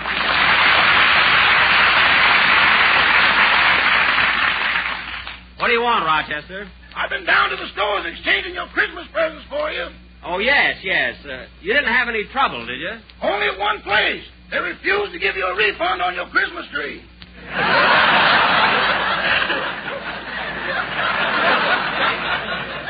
Oh, well, it was worth a try anyway. And say, boss, while I was out for you, I tried to exchange a present my uncle gave me. Uh-huh. But the store wouldn't do it just because I tried it out for size. Well, that was mean of them. What was the gift? A bottle of gin. Well, no wonder they wouldn't exchange it. And, Rochester, why don't you try to reform? Oh, I did, boss. Remember yesterday I made a New Year's resolution not to shoot craps anymore? Yes, I remember that resolution. What happened to it? Rochester, have you been shooting dice again? It wasn't my fault, boss. Some of my friends came to visit me. Yes? It was the first time a group ever came through a door on their knees. So you got right in the game, huh? No, I didn't, boss. I tossed a coin. Heads, I shoot craps with them, and tails, I don't. Uh-huh. And I suppose it landed head. No, boss, it landed tails. Well? As I bent down to pick up the coin, 2 small cubes fell out of my suit. Uh-huh. And to my amazement, Hart, Chapman, and Marsh had thrown a 7.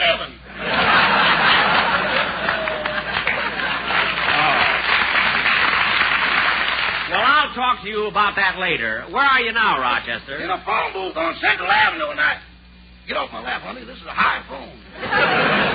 Rochester, have you got a girl in the telephone booth with you? It ain't an allegorical fantasy. Rochester, I'm surprised. So am I, boss. She ain't the same one I came in here with. Well, Rochester, I haven't got time to talk to you anymore now, so I'll see you when I get home. Goodbye. Goodbye. Oh, say, boss. Now what? There was a phone call from the freight company telling me to come over because your camel had arrived from Egypt. My camel? That's wonderful. Well, listen, Rochester, don't tell anybody, and I'll spring it on my friends as a surprise. Well, you better wait till the wind is with you, or the element of surprise will be lost. Well, don't worry. I'll take care of it. See you later. Goodbye. Goodbye. I'm glad the camel finally got her. I've been waiting long enough. Sing, Dennis.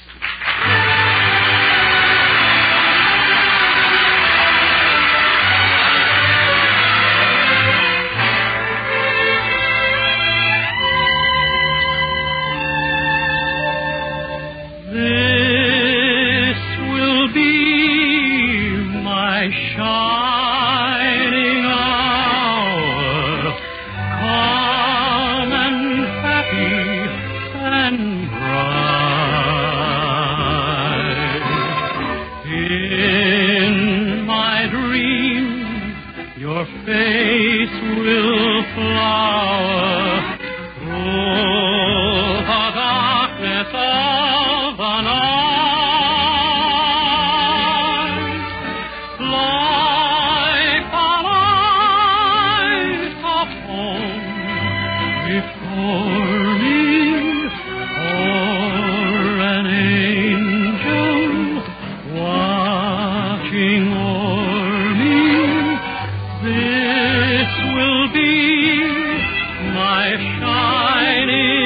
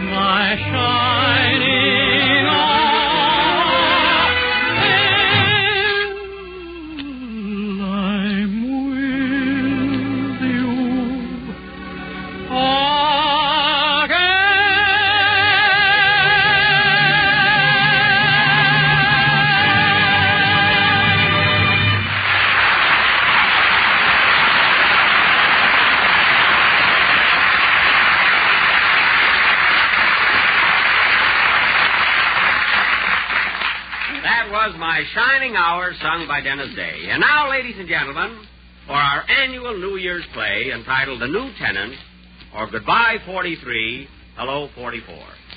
As the curtain rises, it's almost midnight of December 31st. And old man 1943 is packing his bags and ready to make his exit. Curtain. Music.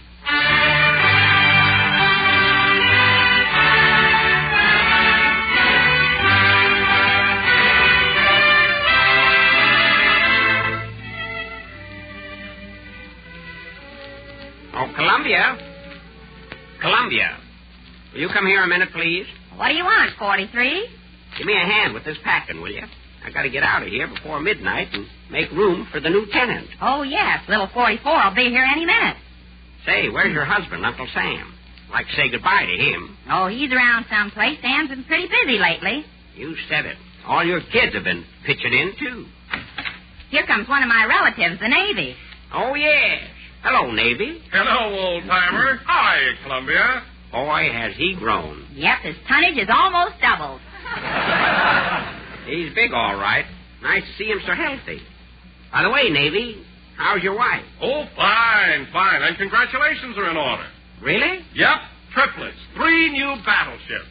Well, congratulations, Pappy. Here's a picture of them. Well, I'll be doggone. They got their mother's nose and their father's keel. Yes, sir. Well, so long. See you later, Columbia. Hey, he needs a big family. He's got 2 bathtubs to fill. Guess I might as well finish packing. Columbia, hand me that bundle of swing music. I'll take that with me. Here you are. Thanks. Lay that pistol down, babe. Lay that pistol down. Boy, am I sick of that. Say, Columbia, I got a few minutes yet, so I thought... Well, hello, Eleanor. Glad to see you back. There she goes again.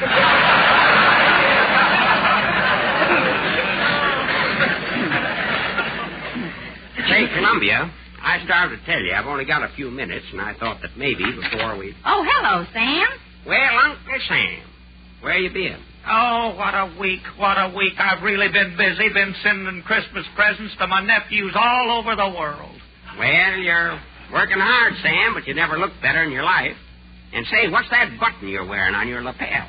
I never knew you took sides in politics. Well, I don't. I don't care if it's the Democrats or the Republicans. They're both good. But that button... Well, come closer and take a look at it. Okay. Well, I'll be... Well, what does it say, old-timer? Frank Sinatra.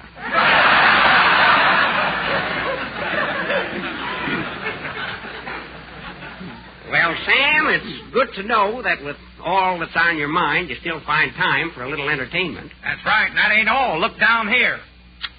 Bobby socks. Sam, you'll never grow old. Hey, Columbia, turn on the radio. I want to hear the World Series. This will be my last chance to hear the big game. Okay. Ladies and gentlemen, you are now listening to the final game of the World Series between the United Nations All-Stars and the Axis Polecats. That's it. That's what I want. Me too. A lot of my boys is playing in that game. For the benefit of you people who tuned in late, this is the last half of the 8th. The Axis had their inning, and the United Nations are now coming up to bat. In the early stages of the game, the Axis did pretty well. They pulled a couple of sneak plays and tried to steal a few bases, but they were stopped by a squeeze play between Timoshenko and Montgomery.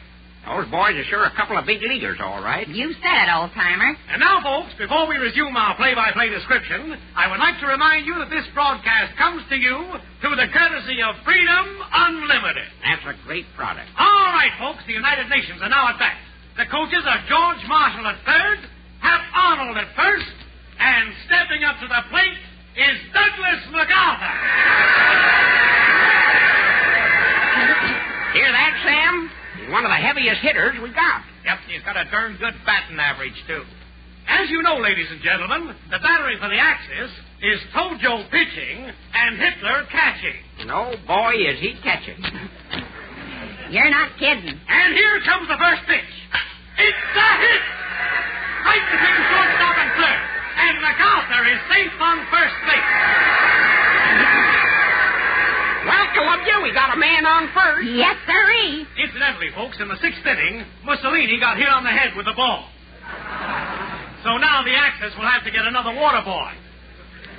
Well, he never was much anyway. All right, folks, MacArthur is on first base, and coming up to bat is Chiang Kai-shek. Musso is winding up, and here comes the first pitch. Ball one. It's low. Doggone everything he does is low. Yeah, he's been throwing some nasty curves, but our boys are getting wise to him. Chiang Kai-shek is standing, grimly determined at the plate. Here comes the second ball. He lays a beautiful bunt down the third base line, which advances MacArthur to second base. Crowd is cheering Chiang Kai-shek's wonderful sacrifice. I knew Chiang Kai-shek could sacrifice. That's the kind of a fella he is. Yep, that's what I call great teamwork. While we're waiting for the next batter to come up, let's have a word from our sponsor, Freedom Unlimited. Ladies and gentlemen, do you spend restless nights because of a haunting fear that you may lose your rights? Your right to free speech, your right to worship as you please, and your right to live without fear of aggression? If you do, ladies and gentlemen, get yourself some shares of Freedom Unlimited. And you can do that by buying war bonds. Remember, folks, freedom, spelled F-R-E-E-D-O-M. That fella sure knows what he's talking about. And now back to the game between the United Nations All-Stars and the Axis Polecats. Well, folks, the crowd is sure excited. MacArthur's on second base, and coming up to bat is Montgomery. Cheering him for his wonderful work in the field. Sure is a fine player. That's right, Sam. The pitcher's winding up, and here comes the ball. Montgomery takes a hard drive to Rommel. Rommel's going back. He's going back. He tries to stop it, but he fumbles. Rumble fumbles the ball. Hear that, Columbia? Montgomery pulls up at first base, and MacArthur goes to third. Crowd is going wild. By golly, I don't blame him. Hey, Sam, that Rommel ain't doing so good, is he? No, he ain't. He's the best player they got. That's right. And now, folks, what's this? Hitler walks out to the pitcher's mound to talk to Tojo. It seems they got their signals crossed, and Hitler's worried. Was ist los, Schweinhund? Und eine Knoten verstaut zu greifen und versehen, keine Minuten verschwunden, Oh, so sorry, please. So sorry, please. So sorry, please. So sorry. Versteifen zu Knoten, Vertechnik. Eine Minuten verschwunden, Minuten, Vertechnik. Ach, shut up!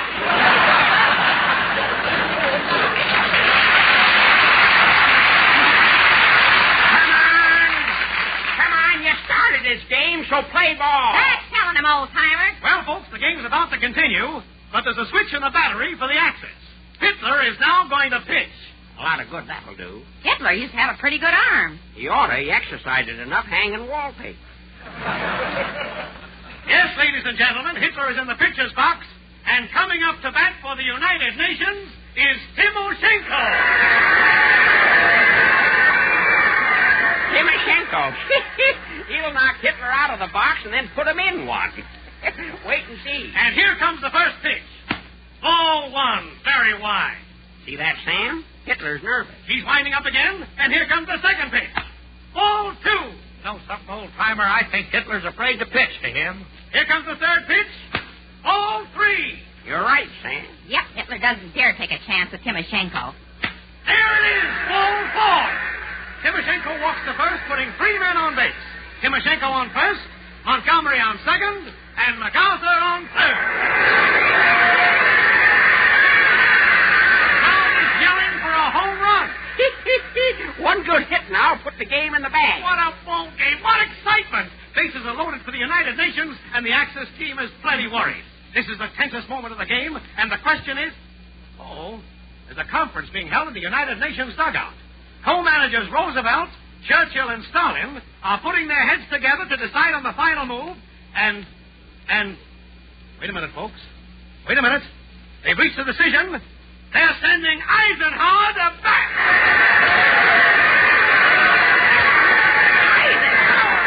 Yippee! Yes, sir. That's one of my boys. One of our boys. boy, Sam. Oh, boy, I can hardly wait to see what's going to happen. I'm afraid you won't be able to 1943. Your time is almost up, and you better finish packing. Well, I want to hear the end of the game. Well, I know how you feel, old-timer, but you just haven't got the time. Okay, turn off the radio. Anyway, I got a pretty good idea how it's going to turn out. Doggone, look at that clock. Just got my duds together in time. That's the first stroke of 12. I wonder what's keeping the new tenant. Little fella should be here by now. Well, don't worry. He'll show up. He always has. Say, here's a tip for you, Sam. You worked hard during the time I was here. You did a good job. And I want you to work even harder for the little fella that's coming in. Don't you worry, old-timer. I'm really rolling now. Time's a-fleeting, but I can't leave till that little shaver gets here. That must be him now. Yep. Come in. Well, it's the little new year. Hello, Sonny. Hello, old-timer. What's that you got under your arm? Some forms I'm going to try awfully hard to get signed this year. Yeah? What are they? Well, here's the most important one. It says, How do you pronounce these big words? Let's see that. Oh, that says unconditional surrender. Well, I hope you get them signed darn soon. Hey, kid, I want you to meet Uncle Sam and his wife, Columbia. Glad to know you folks. Hello, Sonny. Hiya, bub. You ought to have a coat on with them diapers. It's pretty chilly tonight. I was sure cold the first night I got here. Well, son, I'm glad you're a sturdy little fella because there's a big ball game going on, and after it's over, you're going to have plenty to do. With all the pop bottles and peanut shells laying around, you're going to have to clean up the field and put it in order again. I'll do the best I can, sir. I know you will. But tell me, old-timer, how's the game going? Well, at the start, things didn't look so good. But after a while... Hear that, son? Yes, sir. What is it? That's being played for some of Sam's nephews. They were darn good ball players and hard hitters, too, but they were put out early in the game. Wasn't their fault. Pitching was a little too fast for them then. And it wasn't fair, either. The man that had my job last year told me that Tojo started pitching before the umpire said play ball. That ain't baseball, son. Not like they play it in America. Well, I gotta be moseying along now. Oh, by the way, son, Uncle Sam's got a nephew called Franklin that's been taking mighty good care of him. Ain't he, Sam? You're darn too. So keep an eye on him, son. Give him all the help you can. Franklin, eh? I'll write that down. And here's some more names for you. There's Winston, Joe, Chung. A whole lot more than Sam will give you. I ain't got time to mention them all right now. I'll make a note of them. Leave it to me. One more thing, son. When I came in, there was a name given to me, and I was instructed to pass it on to you.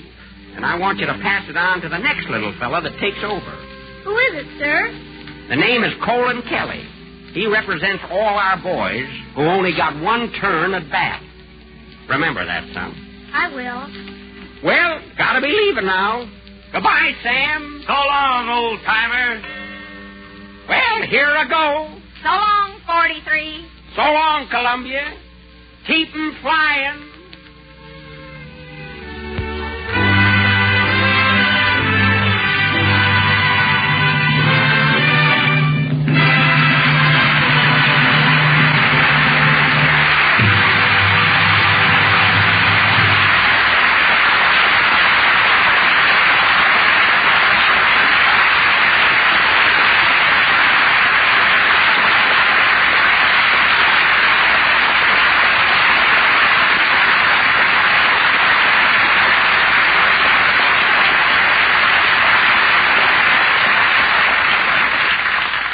Sponsors of the Jack Benny program, the makers of Grape Nuts and Grape Nuts Flakes, send you their very best wishes for 1944.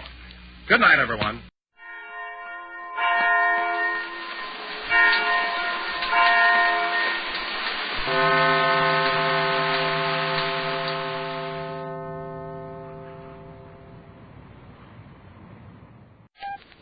The Jack Benny Program. Quality of product is essential to continuing success.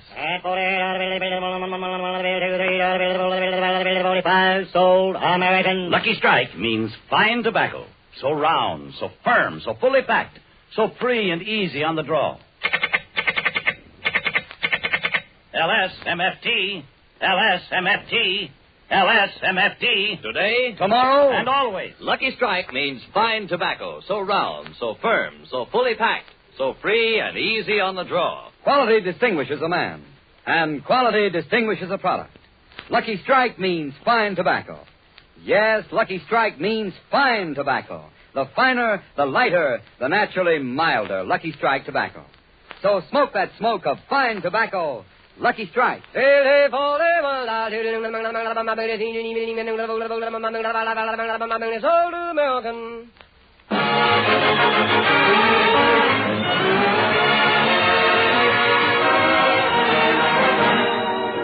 Lucky Strike program, starring Jack Benny, with Mary Livingston, Phil Harris, Rochester, Larry Stevens, and yours truly, Don Wilson.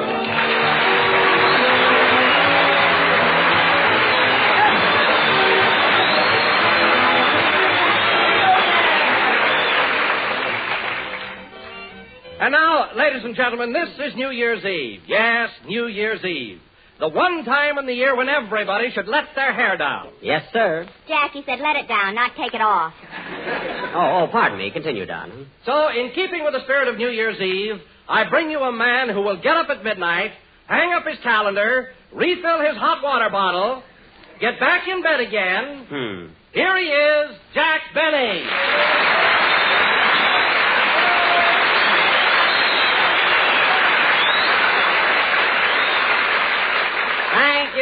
Thank you. Hello again. This is Playboy Benny, wishing you all a Happy New Year. Don, that was a funny introduction, and this being New Year's Eve, I'm not going to be mad at you. Of course, I'll hate myself in the morning.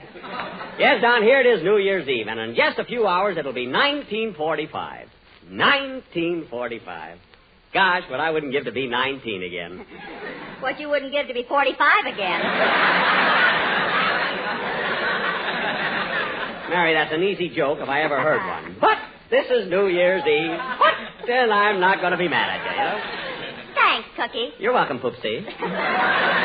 Oh, hello, Phil. I didn't see you come in. Hiya, Jackson. Well, I wanted to surprise you. Do you notice anything different about me? Let's see, a new tie? No. New shirt? No. Oh, a new suit? No. Well, what is it? I'm wearing those lousy shoelaces you gave me for Christmas.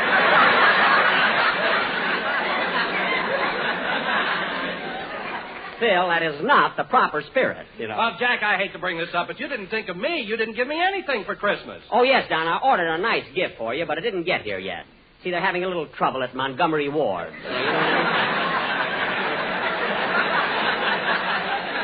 And listen, kids, now that you brought it up, that was a fine present you all chipped in and gave me. A gift certificate for a dinner at the Thrifty Drugstore. The meal was good, but I kept slipping off the stool all the time. Anyway, kids, Christmas is over, and after our program, I want you all to come over to my house and see the new year in. Boy, am I going to have fun. Oh, sure. What do you mean, oh, sure? You'll have fun, all right. You'll drink 3 bottles of Coca-Cola, 2 7-Ups, and 1 Dr. Pepper. Then 10 minutes later, you'll put on a lady's hat and holler, yippee! What? Then you'll have 2 fingers of Dad's old-fashioned root beer, and Rochester will have to carry you up to bed. What are you kids talking about? You're the only one I ever saw that drinks champagne out of a spoon. Now, listen, kids, I may be that way all year, but when it comes to New... Oh, hello, Larry. Hello, Mr. Benny. Happy New Year. Same to you. I'm glad you got here, kid. It's time for your song. Okay, but can I tell you about my New Year's resolution first? Sure, kid. What is it? Well, I made a resolution never to ask you for a raise unless you gave it to me voluntarily. Well. Whatever made you think of that? It's on page 84 of his contract.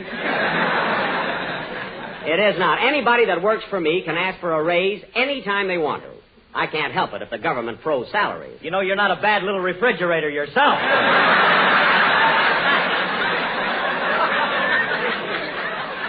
All right, Phil, all right. But the next time you want a raise, ask for it yourself. Don't send Alice and the kids around.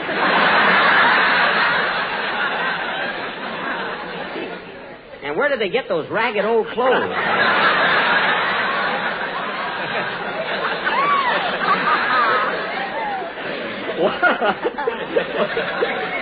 What a corny act they put on. Say, Jack, What? getting back to resolutions, it wouldn't hurt if you made a few yourself. Mary, I've already made a resolution. You'd be surprised if I told you what it is. No kidding, Jackson. What is it? Well, I made a resolution that from now on I'm going to be friends with Fred Allen and never say anything against him. Ah, Jack, that's really swell. You're really being magnanimous after all the things Alan has said about you. Oh, Don, it was all in the spirit of fun. Alan was a nice guy. Never meant those things. It was just for laughs. Yeah, you're right, Jackson. But I'll never forget the laugh Alan got when he said you squeeze a nickel so hard you get milk out of the buffalo. He was sharp that night, that kid was. Oh, did Alan say that? Yeah. What a sense of humor, really. And I'll never forget the time Alan said that you're so bow-legged and your girl is so knock-kneed, when you dance together you look like a mix master.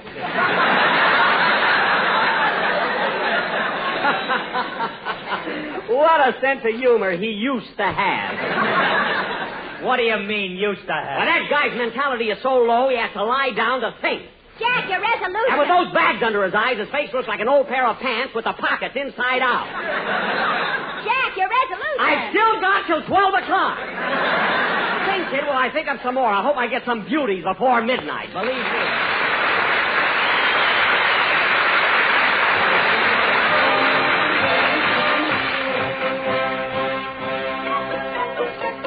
With my light brown derby and my bright green tie and my hair all slick upon my head, I went to lose a lonely hour on the trolley and lost my heart instead.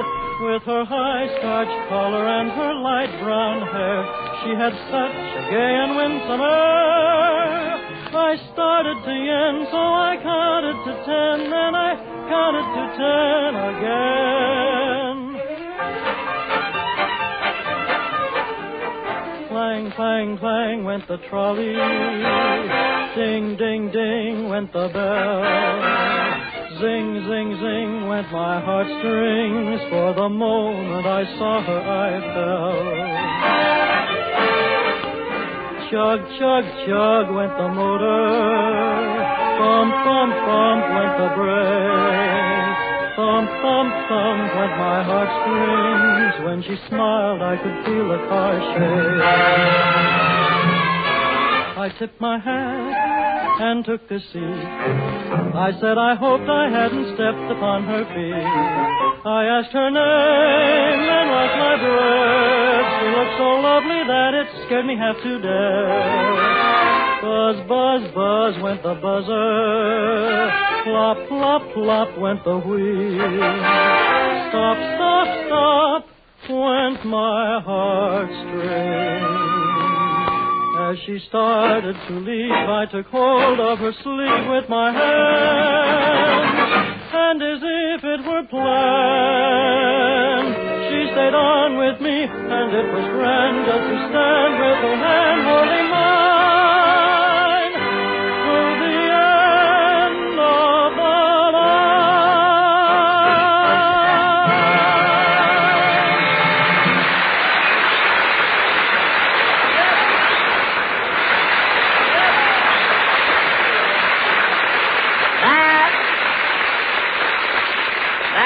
That was a trolley. Hey, it's a good live number there, Larry. That was a trolley song sung by Larry Stevens. And now, ladies and gentlemen, as is our custom every year at this time, we will present our annual New Year's play entitled The New Tenant, or Goodbye 44, Hello 45.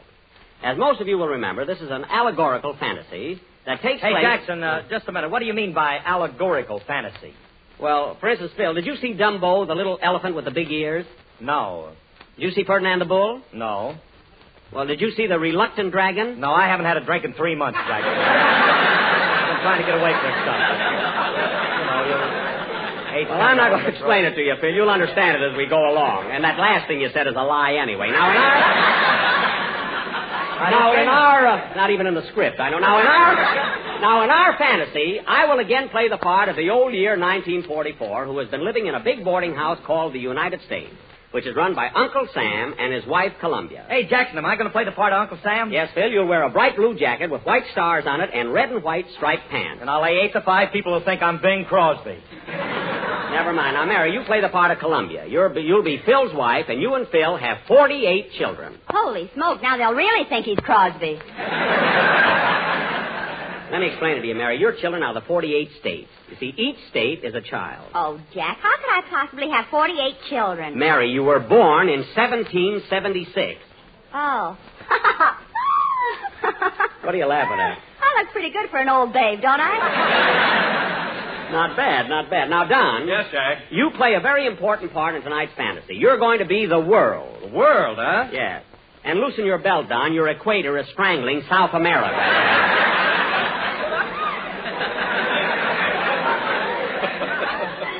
And now, folks, this play will go on immediately. Oh, say, Jack. Yes, Don.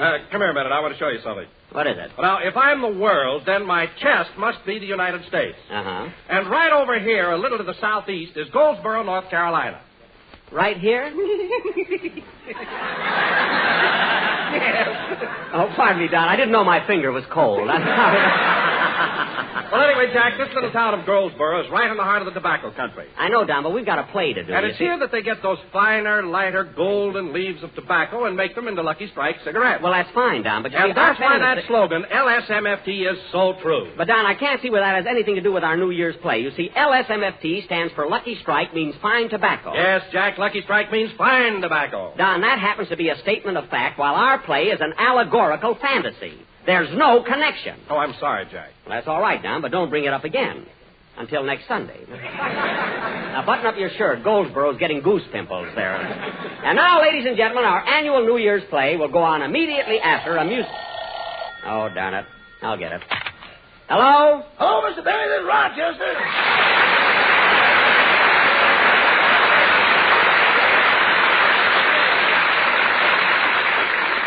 Oh, hello, Rochester. What is it? You can bring your guests over any time you want. I just finished making the punch. The punch? That's good. But, boss, I lost your recipe, so I used mine. What's your recipe? Simple and direct. First you put in a gallon of grape juice, then you start pouring in the gin. How much gin? Till you can't taste the grape juice.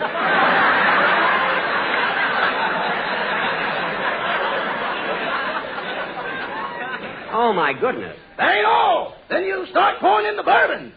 Bourbon with gin? How much bourbon do you put in? Till you can't taste the scotch. Scott, what kind of a silly drink is that? Scotch, bourbon, gin, and grape juice. Get rid of it immediately. Okay, I'll see if I can drain it out of the washing machine. The washing machine, Rochester. I left my new shirt in there this morning. I know, boss. I noticed it after I poured in the stuff. Well, for heaven's sake, take my shirt out. It's too late now. There's nothing left but the buttons. Oh, Rochester, this is the worst yet. At least you can take out the buttons. Oh, boss, they're so happy I hate to disturb them. Well, I don't know what to say now, Rochester. Don't monkey with it anymore. I'll be home right after the broadcast. Okay, goodbye. Goodbye. Oh, say, boss. Now what? Can I leave about 10 o'clock tonight? I'm going to a New Year's party, too. No, Rochester. Every time you go to a New Year's party, you always stay out so late. Oh, I'm going to be back early this year. What time? About Thursday. Well, all right, Rochester. New Year's Eve. Enjoy yourself. But before you go, in fact, before I get home, I want you to empty that punch out of the washing machine. It's too dangerous to have in the house when you... Don't worry, boss. As soon as I hang up, I knew it. The punch exploded. Rochester, what happened? Rochester, are you hurt? Not unless I make a bad landing.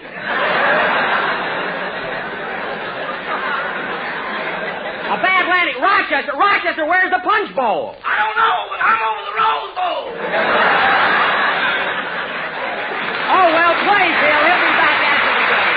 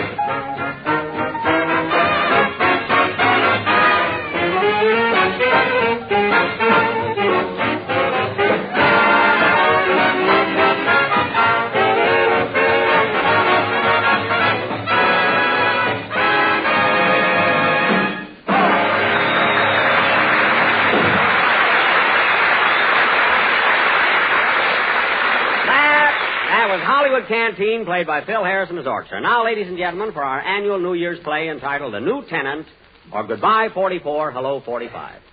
As the curtain rises, it is almost midnight of December 31st, and old man 1944 is packing his bags and ready to make his exit.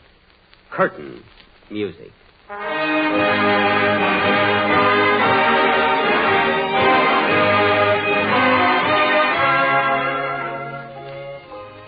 Oh, Columbia, come here a minute, please. What do you want, 44? Got to gather up my things before little 45 gets here. Hand me those, will you? Are these yours? Yep. Why, old-timer Bobby socks. Well, I've had my moments, you know. Now, let's see. Might as well pack those racetracks. They ain't going to be used for a while. See, there's Bay Meadows. Here's Hialeah. Yep. And here's Santa Anita. Say, I never knew they had a $10 window. And what else? Oh, yes, hand me that bundle of swing music, will you? Here you are. Thanks. I'm going to dance with the dolly, with the hole in her stocking, with the hole in her stocking, with the hole in her stocking. Sloppy little dame, ain't she? Oh, clang, clang, clang, went trolley. A ding, ding, ding, went the bell. Come in. Hello, old-timer. Oh, hello, Uncle Sam. Where you been the last few weeks? Oh, I've been all over. I've been delivering Christmas presents to all my nieces and my nephews. Well, Sam, you got here just in time to say goodbye to 1944. Yep. In a few minutes, I'll be leaving you, and I'll never be back on Earth again. Gosh, kind of feel sorry for you. Why? Now you'll never know what happened to Snowflake and Shaky.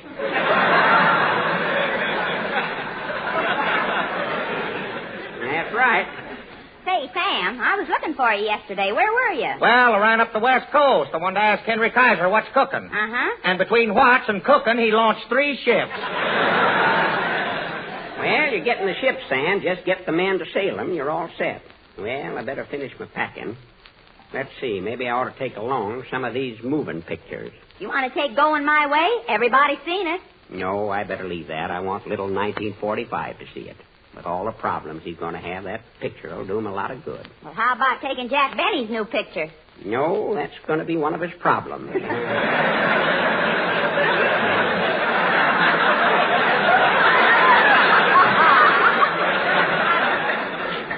Well, maybe I'd better... Come in. Well, howdy, everybody. Hi, old-timer. Well, what do you know? It's the world come to say goodbye to me. Yeah, I'll miss you, old-timer. Lots of things happened to me while you were here. That's right, world. We had 365 exciting days, didn't we? Yeah. What you laughing at, world? Remember last month when I burped and Tokyo had an earthquake?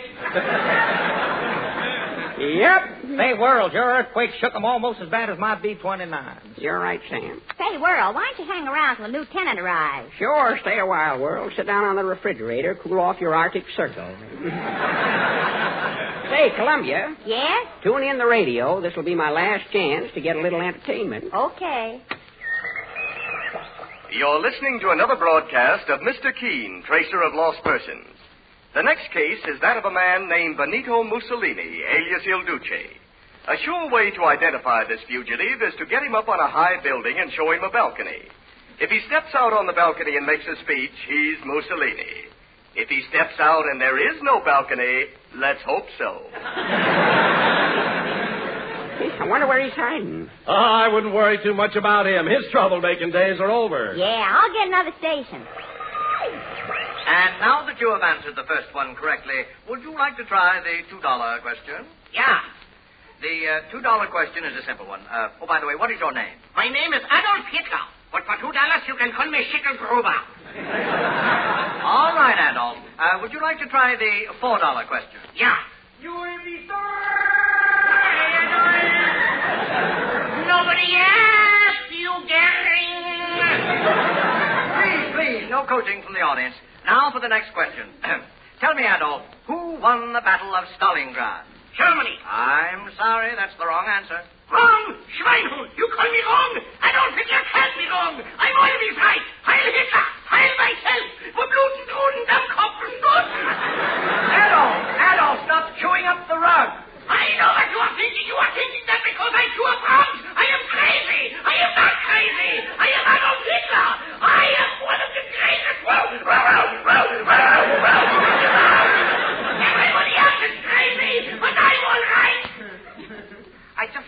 eat hog.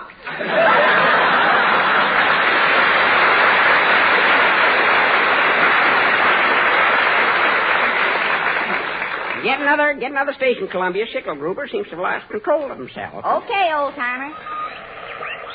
And now, Mr. Anthony, we have the case of Mr. H. All right. Will Mr. H step up to the microphone? Your name, please. My name is Hirohito. I live in Imperial Palace, which is located in what is left of Tokyo. And you have a problem? Yes, Mr. Anthony. I went into partnership with a German in a war. First, we was winning. Now we are losing. Almost every day, the big 29 fly over Tokyo. And now I wish I had never listened to that German, that no good son. No names, please. Now get on with your problem. Well, my problem is this.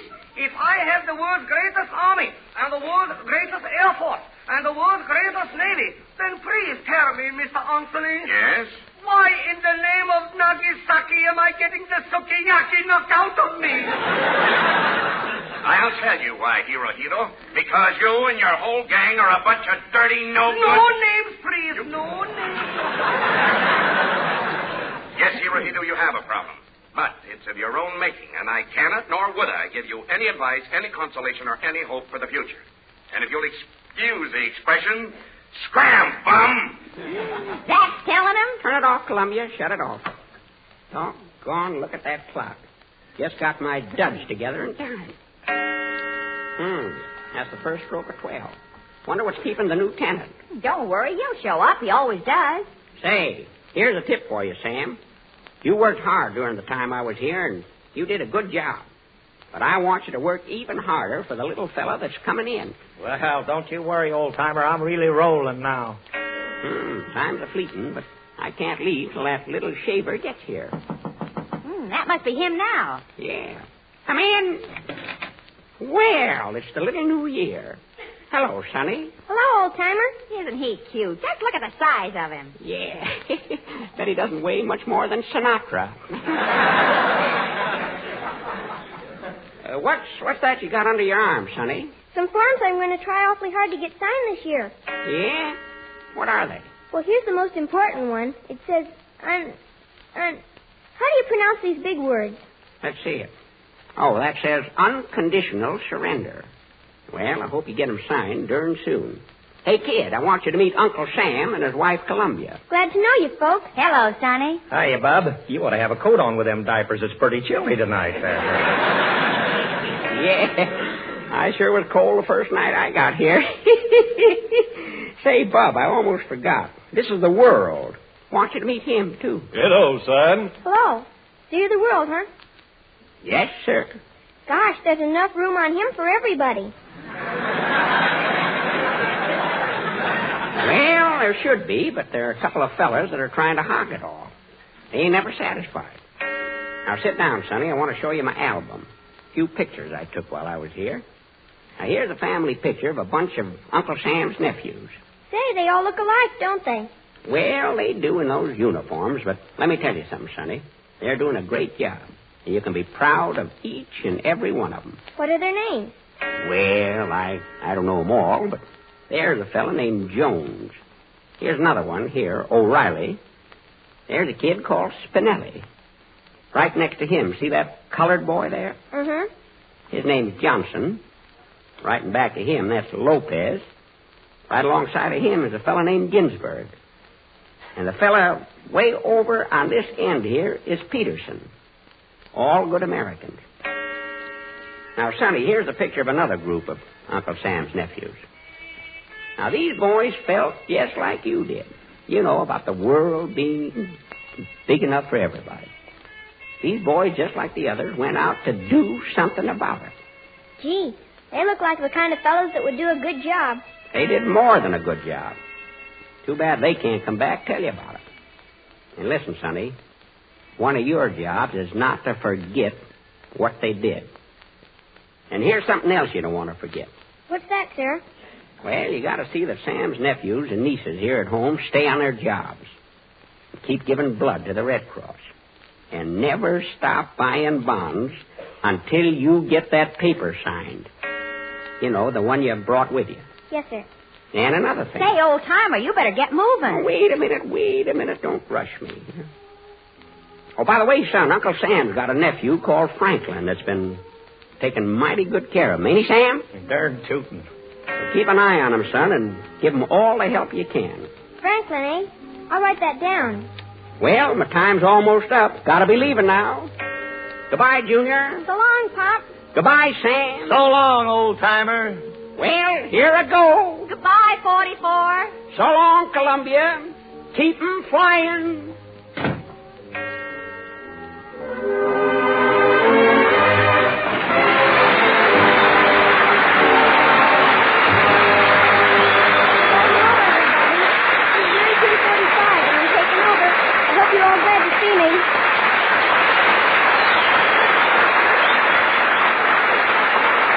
Jack will be back in just a minute, but first, here's my good friend L.A. Speed Race.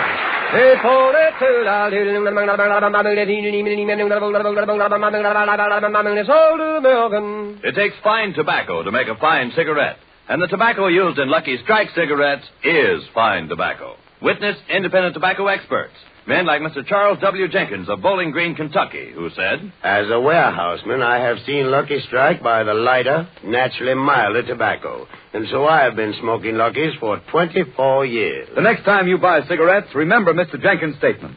Lucky Strike means fine tobacco. So round, so firm, so fully packed. So free and easy on the draw. The famous tobacco auctioneers heard on tonight's program are Mr. F.E. Boone of Lexington, Kentucky. At 45, sold American. And Mr. L.A. Speed Riggs of Goldsboro, North Carolina. Basil Rysdale speaking for Lucky Strike. LSMFT, LSMFT, LSMFT. Yes, sir. Right you are. Lucky Strike means fine tobacco. So smoke that smoke of fine tobacco, Lucky Strike.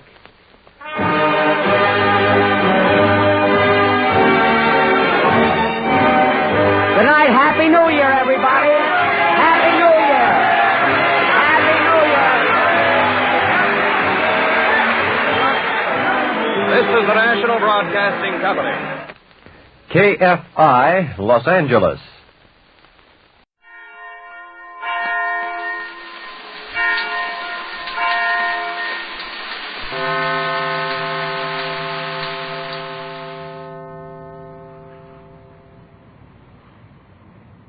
Turn back the clock to yesterday. Jack Benny asked his cast to drop in for an early rehearsal. And at the moment, we find Rochester in the library preparing for their arrival. Old man Benny, that old man Benny, he won't waste nothing and don't spend nothing. He just keeps rolling. He keeps on rolling. Rochester, can it be the trees that fell? Oh, no, it isn't. Rochester. Rochester, I've been calling you. Sorry, boss, I was carried away with my voice. Oh, fine. Well, I'm becoming quite a popular singer. You know, they call Bing Crosby the Groaner. Uh-huh. And they call Andy Russell the Swooner. I know. What do they call you? The Razor's Edge.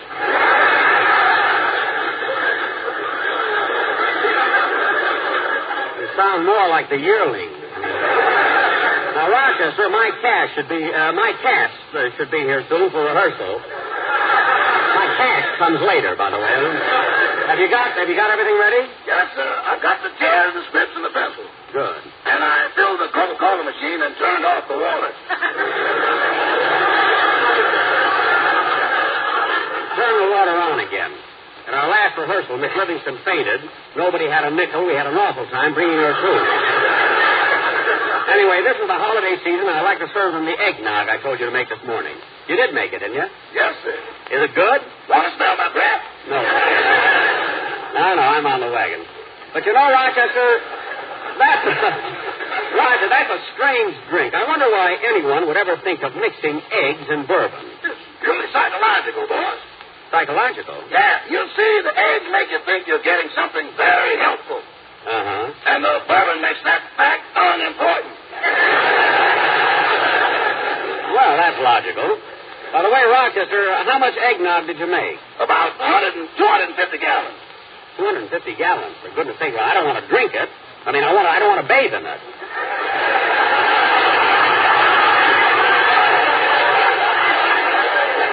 I want to drink it. I don't want to bathe in it. Don't look at me like that. I defy your next line to get a laugh. Well, to each his own.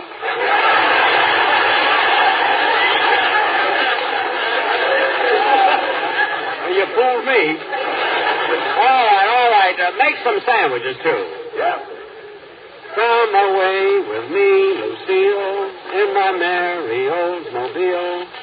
I'll get it, Rochester. You can go as far as you like with me in my merry Oldsmobile. I think I'll get a green one.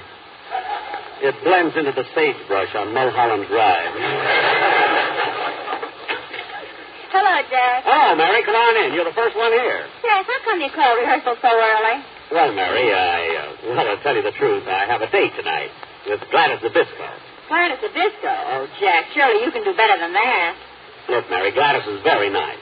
She may not be the most beautiful girl in the world, but she got a nice figure. I know, but does she have to walk that way? Mary, that's not her fault. She's nearsighted, and she anticipates the curb in the middle of the block.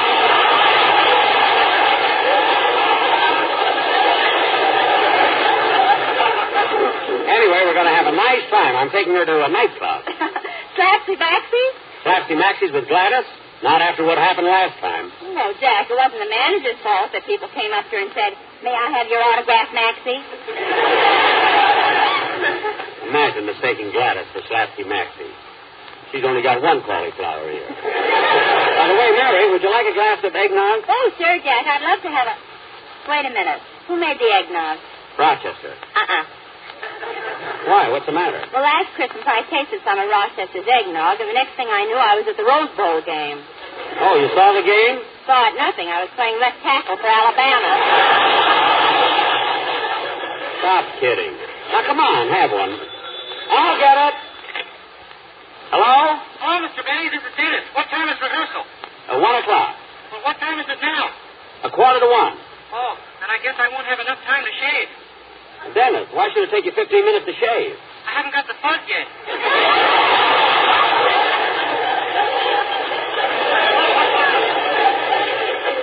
Oh, for heaven's sake. It takes me 3 months to get a 5 o'clock shadow. All right. Now hurry over here. Goodbye. Goodbye. All that fuzz over a little fuzz. Jack, was that Dennis on the telephone? Yeah, it was me. Yeah, he's... Dennis! Now, how'd you get here so quickly? I was on the extension in the kitchen. Oh. I would have been here sooner, but I couldn't get a cab. Stop that. Now, Dennis, will you stop being so silly and have a glass of eggnog? Oh, boy, eggnog. That's for me. Oh, wait a minute. Who made that eggnog? Rochester. Why not? Last Christmas I tasted some of Rochester's eggnog, and the next thing I knew, Mary was playing in the Rose Bowl. Yeah, I know. Say, Dennis, I meant to ask you, how do you like your broadcast on its new time? Oh, swell. We did our first one last Wednesday, and we have a new slogan for the program. Slogan? Yeah. Listen to Dennis Day on Wednesday. Say, that's cute. Listen to Dennis Day on Wednesday. Wouldn't it be awful if my name was Hassenpfeffer?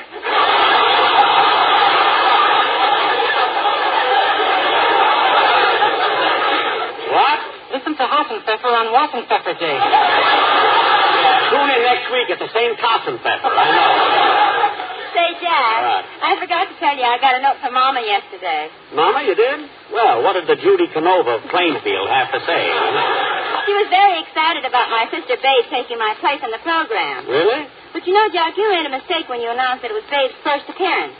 Mary, you mean your sister's been on the radio before? Uh-huh. Mama said Babe's been on the Bride and Groom program 4 times. 4 times? And she wants to go on again, but they won't let her. Why? Because every time they pause 10 seconds for station identification, the groom gets away. Holy smoke, what does Babe do? What can she do? She leans into the microphone, calls Dr. IQ, and says, "I'll take that gentleman you have in the balcony." Mary, if I didn't know your sister, babe, I'd think you were making the whole thing up. Come in. Hello, Jack, Mary, Dennis. Oh, hello, Don. Hi, kid. Come on in, Don. We're about ready to rehearse. Jack, before we do anything, I want to show you something. What? Look. Don, you're wearing the shoelaces I gave you for Christmas.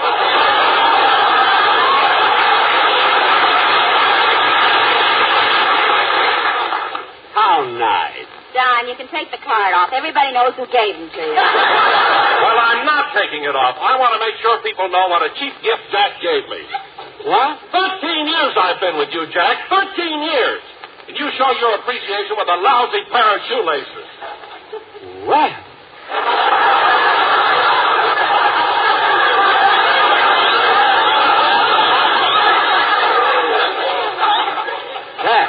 That's certainly gratitude for you. What are you complaining about, Don? That certainly wasn't such a hot gift you sent me. What'd he send you, Jack? A gold watch. A wristwatch, yet. Well, what's wrong with a gold watch? What's wrong with it? You walk down the street wearing an expensive thing like that, somebody hits you over the head, takes it away from you, and your money, too. Anyway, Don, let's shake hands and forget the whole thing. Okay, Jack, I'm sorry I lost my temper. Oh, that's all right, Don. By the way, would you like a glass of eggnog? Eggnog? Say, that's one of my favorite... wait a minute. Who made it? Rochester. What's the matter with Rochester's eggnog? Last Christmas I tasted some, and the next thing I knew, Dennis was playing Mary in the Rose Bowl. Everybody comes in with the same thing here. Hiya, Jackson. Hello, everybody. Happy New Year. Happy New Year, Bill. Hi, everybody. Hey, Jackson. What? Hey, what's the idea of calling the rehearsal so early? Well, I'm going to a nightclub, Bill. I got a date. With a girl? What do you think, a horse? Well, it could be. Could be. They're running at Santa Anita again, and oats are cheaper than orchids. Oh, Harris, you ought to be with Joan Crawford and John Garfield. You're so humorous.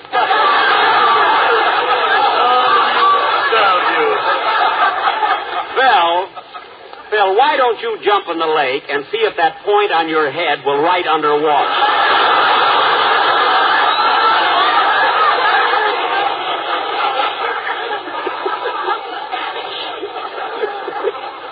Oh, come on, Jack. Everyone's here. Let's get on with the rehearsal. Okay. Oh, by the way, Phil, would you like a glass of eggnog? Eggnog? Now you're talking, Stubber. Eggnog. Where's that?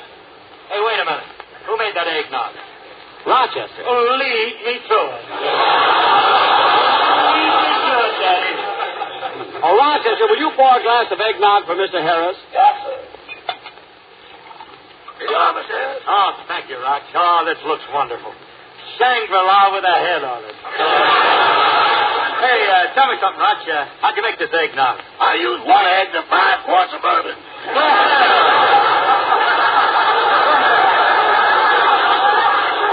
1 to 5, huh? Well, here's down the hatch.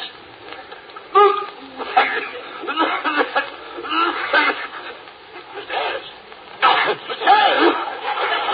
Mr. Harris, what happened? Are you sure that egg was fresh?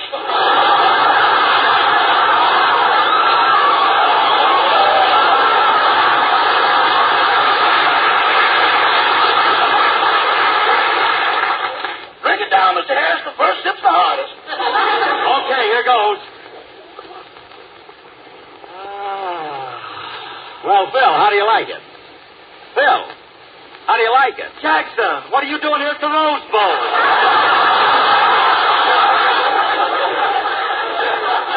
I'm not at the Rose Bowl yet. Rochester, pour me a ticket.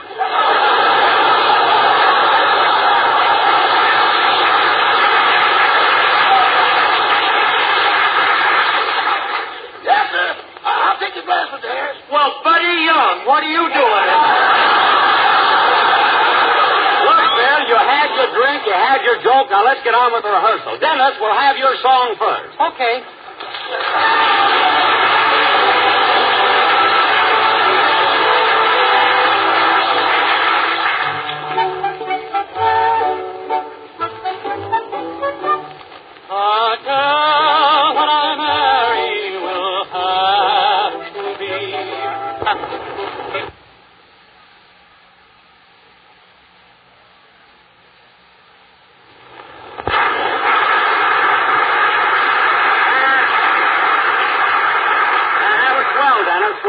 kid, let's rehearse the script and make it quick so I can leave early.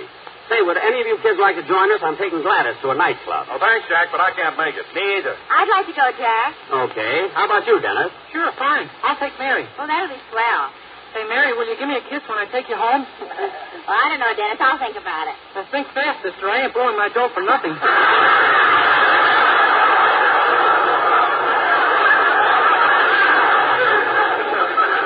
Dennis. I heard that line in the movies, but I never had a chance to use it before.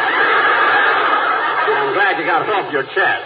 Now, kid. Hey, Jackson, what are you going out tonight for? Why don't you wait till New Year's Eve? No, Rochester and I always celebrate New Year's Eve at home. At home? Yeah, 5 minutes to 12, I tipped off to Mr. Berry's room, wake him up, he blows a horn, falls back on the pillow, and that's it. Yeah. What are you laughing at, Mary? You just can't get away from it, can you, Jack? Away from what? The horn blows at midnight. Oh, cut it out, will you, kid? We've got a... Oh, my goodness, look what time it is. I'll tell you what. We can all go over the script tomorrow morning. I got to leave now and pick up Gladys. Come on, Mary. Come on, Dennis, let's go.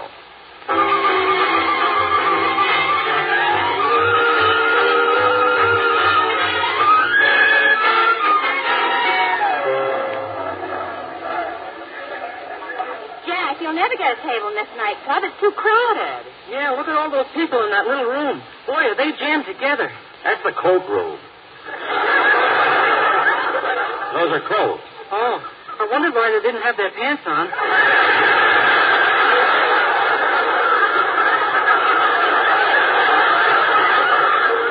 Never mind. I'll get a table. Come on, Gladys. Right behind you, Stevie. Good. Now, let's see. Where's the head waiter? Oh, Mister. Yes. Are you the head waiter? Well, what do you think I am in this tuxedo? A shill for Forest Lawn? Look, I'd like to get a table for 4. Well, thank heavens you didn't ask for 5. Why? I wouldn't sit with you for $1 million. Well, cut that out and get us a table. All right, walk this way. It's an old gag, but I'll try.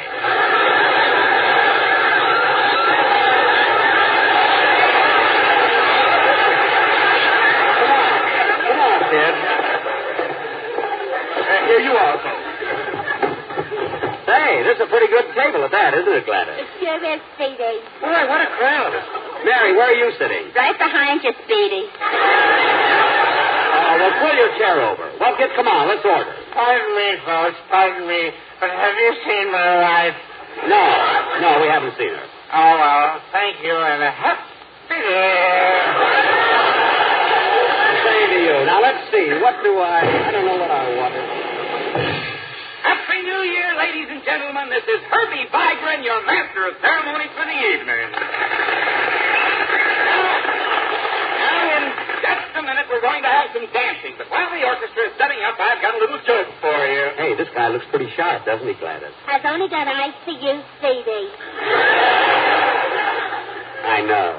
Oh, brother.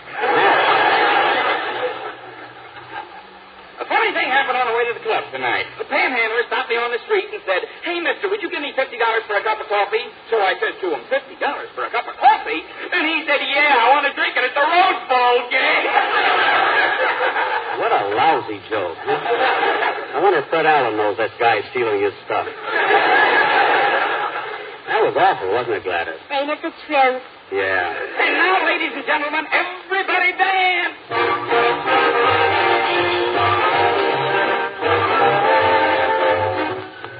What do you say we dance, kid? Come on, Dennis, get up. Gee, I'd love to, but what will the girls do?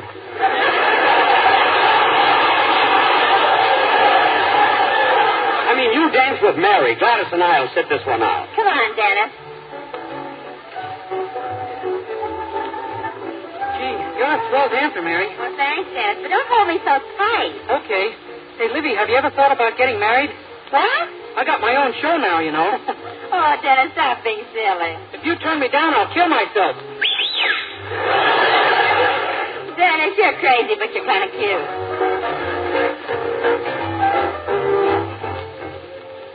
Gladys, should we get up on the floor and show them something? A little later, Speedy. Let's sit here, just the two of us. Okay. Say, Speedy, do you mind if I hold your hand? No. I'd love you to, Gladys. Thanks. Gee, Speedy, your hand is as smooth as silk. You've got my tie.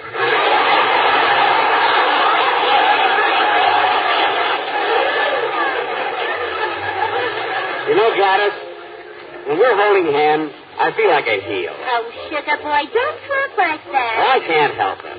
I never should have let you take that job. The pipe wrench has skinned your knuckles. I know, but thanks to me, West Los Angeles has sewers now. By the way, it was thoughtful of you to send me the perfume for Christmas. That's all right. Anyway, it won't be long now. 3 more miles, the pipe will be out of the beach, and you can quit. Pardon me, folks, pardon me, but have you seen my wife? No, we haven't. Oh, well, thank you, and a happy New Year. Same to you. Come on, Gladys, let's dance. Right behind you, Speedy. Hey, this is swell music, isn't it, Gladys? You said it. Yeah. I love dancing with you.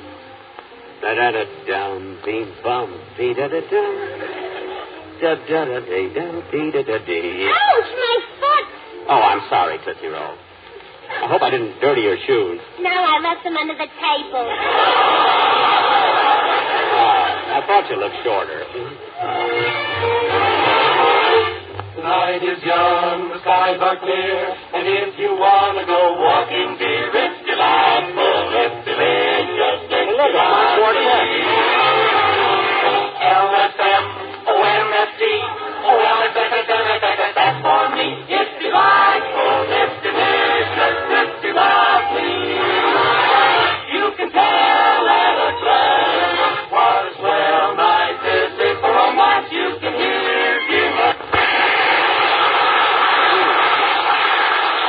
That's my quartet, the Sportsmen. So this is where they're working. Well, folks, are you ready to order your dinner? Yeah, I'm hungry. What do you have, Gladys? Recapere on a rack saves the grease. Gladys, this isn't a drive-in. Waiter, she wants scrambled eggs on toast. What do you have, Mary? I don't think they've got them here, but I'd like a chickpea sandwich. Yes, ma'am. Shall I fill the holes with mustard, or do you like to play peekaboo?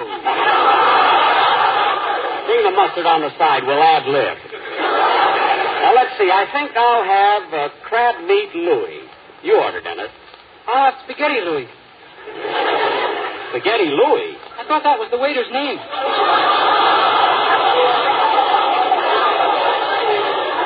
Of course not. It is, too. Louis? No, spaghetti. Well, hurry the food, waiter. Pardon me, folks, pardon me, but have you seen my wife? No, we haven't seen your wife. Well, if you ever do, you'll know why I started drinking. What? Huh? I didn't think he was going to come down that time. What a guy. Ladies and gentlemen, before we start our Gala Floor Show, I'd like to say that we're honored tonight by having with us a very famous celebrity. Oh, I wish they'd leave me alone when we play. This gentleman whom you all love is a very popular star of stage, screen, and radio. Gladys, let me have your comb. Here you are. Oh, I take great pleasure in presenting to you that popular idol of millions, Rodney Dangerfield. What? We have to be sitting at the next table. You've all seen Mr. Dangerfield in those outstanding Western pictures, and with a little encouragement, maybe we can get him to say a few words. Thank you, folks. Thank you kindly. It sure is a thrill and a pleasure to meet so many of my fans. What a hand. And I'd like to say that my next picture, Hop Along Shapiro,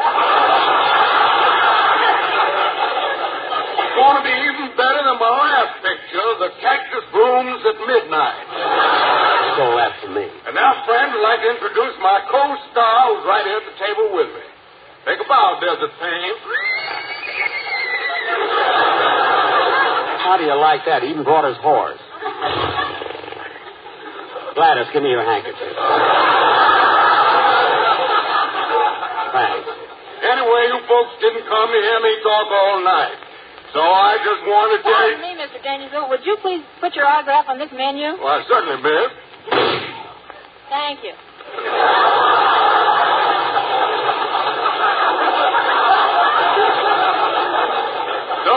I just want to wish you a very happy and prosperous New Year.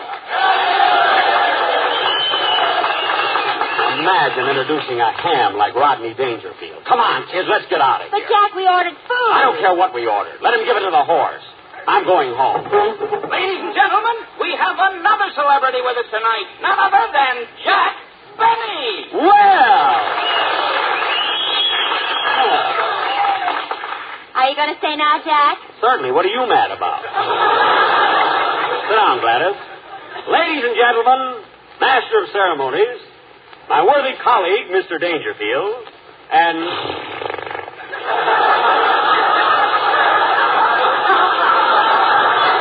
Why don't you turn your head? Ladies and gentlemen, for a moment I want you to forget that I'm Jack Benny, that scintillating star of stage, screen, and radio. I want to talk to you as one of your friends.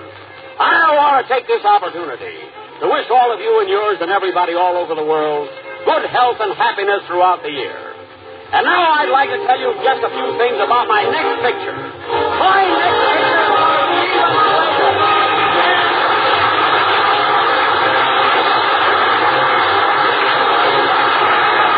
Guest next week will be Miss Lauren Bacall. Happy New Year, everybody. So the first...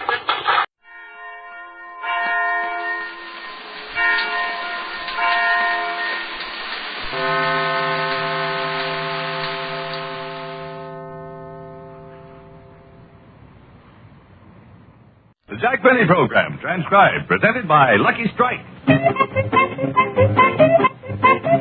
Be happy, go lucky, be happy, get better taste. Be happy, go lucky, get better taste today. Lucky's taste better. Friends, LSMFT. Lucky Strike means fine tobacco. Fine, mild, good-tasting tobacco. There's no substitute for fine tobacco, and don't let anybody tell you different. Yes, Lucky's taste better. Because their fine, mild, good-tasting tobacco goes into the cigarette proved, the best made of all 5 principal brands. Let me repeat that. Proved, the best made of all 5 principal brands.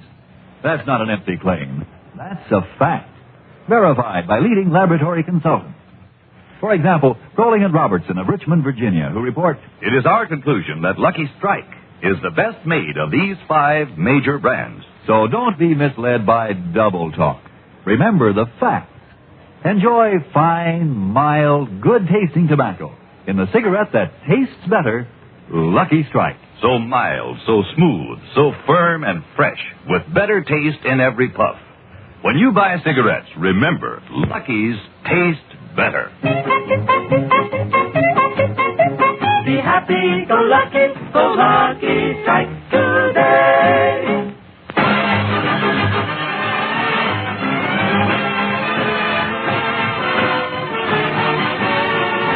The Lucky Strike program starring Jack Benny with Mary Livingston, Phil Harris, Rochester, Dennis Day, the Sportsman Quartet, and yours truly, Don Wilson.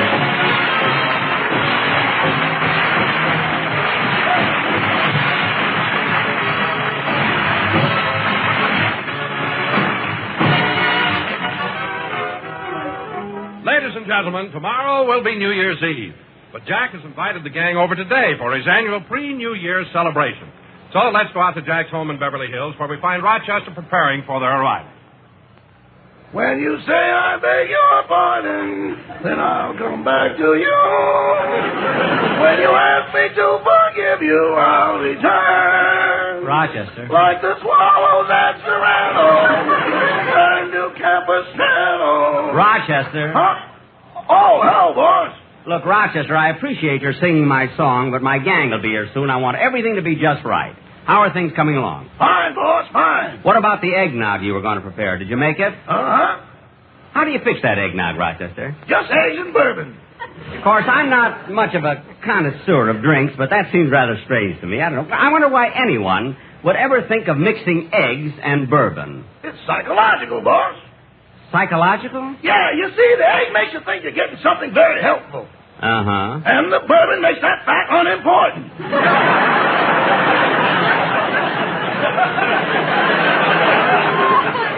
Well, that's logical. By the way, Rochester, how much eggnog did you make? Well, I cut it pretty close. You're having 5 guests, and I figured if there's a little left over, I can always take it to a party I'm going to tomorrow night. Good, good. How much did you make? 50 gallons.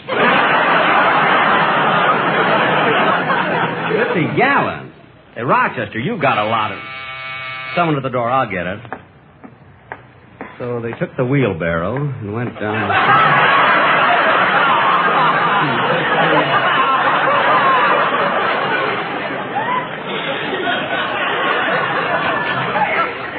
Hello, Jack. Oh, hello, Mary. You're the first one here. Come on in. Say, Jack, how come you're having this party in the afternoon? Every other year you've had it in the evening. Well, Mary, to tell you the truth, I have a date tonight. A date? With whom? Well, you know that pretty French girl, Helene Francois, who was on my last television show? Oh, yes. Gee, she's beautiful. Yeah. Tonight I'm going to take her dancing. We're going to Charlie Foy's nightclub. You know the supper club? You know what, Mary? This Helene Francois, she kind of likes me. Well, what makes you think so? Well, when I took her home in a cab, she kept snuggling up to me and whispering in my ear, Vos chevaux, c'est chat. Vos chevaux, c'est chat? Yeah, I'll have to look that up. You don't have to. Why, what does it mean? Your toupee is slipping.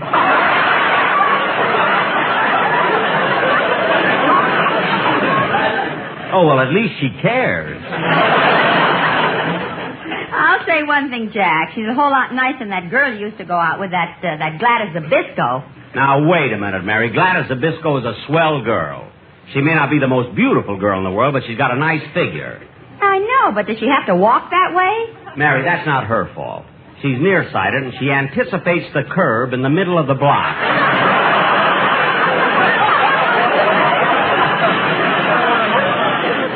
So don't be critical. Now, come on, Mary. How about a glass of eggnog? Oh, sure, Jack. Wait a minute. Who made that eggnog? Rochester. Uh-uh. Why? What's the matter? Well, last New Year's, I tasted some of Rochester's eggnog, and the next thing I knew, I was at the Rose Bowl. Oh, you saw the game? Saw nothing. I was playing left tackle for Michigan. Oh, stop kidding. How come on one... I'll get it. Hello? Hello, Mr. Benny. This is Dennis. What time does the party start? 3 o'clock. Oh, what time is it now? About 1:30. Oh, then I guess I won't have enough time to shave. Dennis, why should it take you an hour and a half to shave? Haven't got the fuzz yet.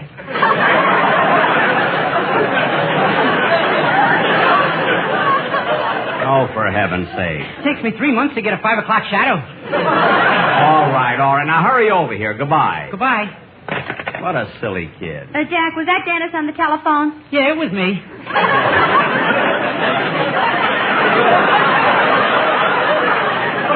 Dennis, how'd you get here so quickly? Oh, I was on the extension in the kitchen. Oh. I would have been here sooner, but I stopped to get a Coke out of the machine.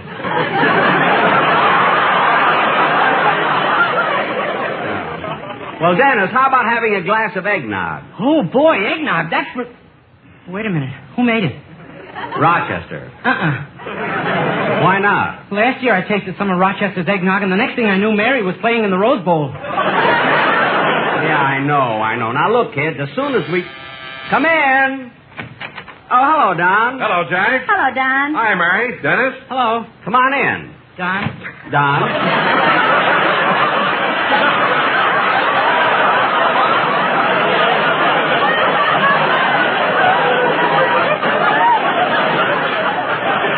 I wish somebody would take him out in a wheelbarrow.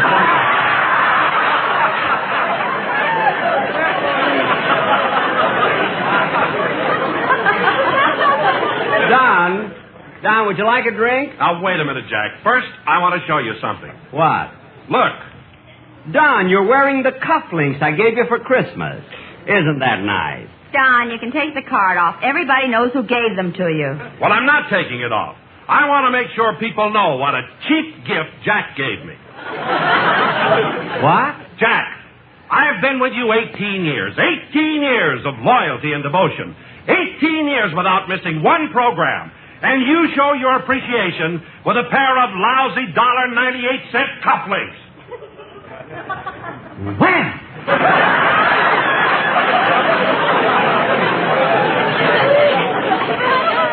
Talk about appreciation. What are you complaining about? That certainly wasn't such a hot gift you sent me. What'd he send you, Jack? A gold watch, a wristwatch yet. Oh, what's wrong with a gold wristwatch? What's wrong with it? You walk down the street wearing an expensive thing like that, somebody sees it, hits you over the head, takes it away from you, and your money, too. That's what's wrong with it. Anyway, Don, let's shake hands and forget the whole thing. Okay, Jack. I'm sorry I lost my temper. That's all right, Don. By the way, would you like a glass of eggnog? Eggnog? Say, that's one of my favorite... Wait a minute. Who made it? Rochester. What's the matter with Rochester's eggnog? Last year I tasted some, and the next thing I knew, Mary and Dennis tackled me in the Rose Bowl. Everybody comes in with the same... Come in. Hi, Jackson. Hello, everybody. Happy New Year. Oh, Phil, Happy New Year, Phil. Happy New Year. Hey, Jackson, what's the idea of switching this party to a daylight affair? Don't you trust us with the silverware? That's not it, Phil. I'm going to a nightclub tonight. I got a date. With a girl? Well, what do you think, a horse? Could be. Oats are cheaper than orchids. Oh, Harris, you may not be Montgomery Clift, but you found your place in the sun. Phil, you can stop with those jokes and find your place under the table. I even put a pillow there. Now, would you like a glass of eggnog? Eggnog? Now you're talking, Bob, desperately. Hey, wait a minute. Who made that eggnog? Rochester. Lead me to it.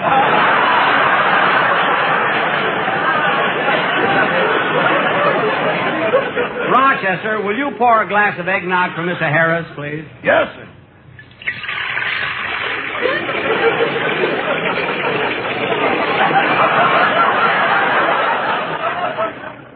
Here you are, Mr. Harris. Thank you, Rog. Hey, tell me, Rog, how you make this eggnog? I use 1 egg to 5 quarts of bourbon. Check. Well, here's down the hatch.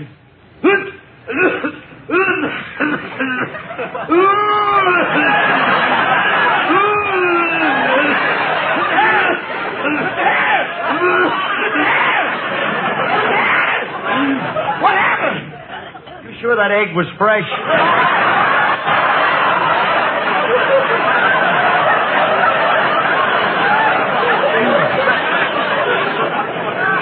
It's fresh. It's fresh. Well, here goes. Well, Phil, how do you like it? Phil, how do you like it? Hey, Jackson, what are you doing here at the Rose Bowl? What? Come on, wheelbarrow. Stanford. I'm not at the Rose Bowl yet. Rochester, pour me a ticket. Now, Dennis. You want me to go in, Coach? What?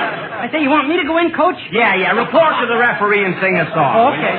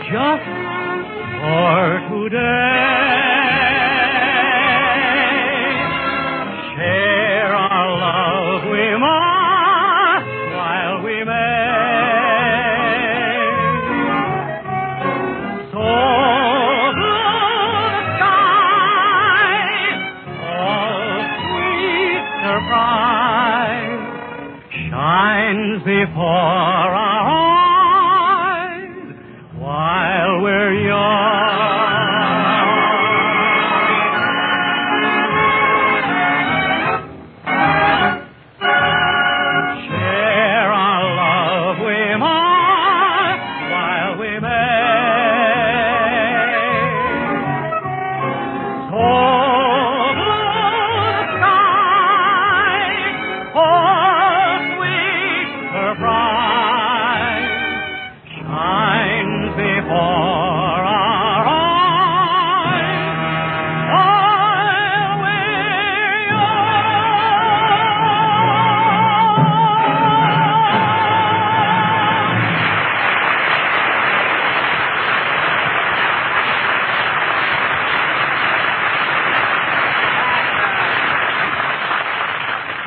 that was swell, Dennis. Well, kids, I have to leave soon to take Helene Francois to Charlie Foy's. Would any of you like to join us? Well, thanks, Jack, but I can't make it. No, me neither. I'd like to go, Jack. Good, good. How about you, Dennis? Oh, sure, fine. I'll take Mary. Okay.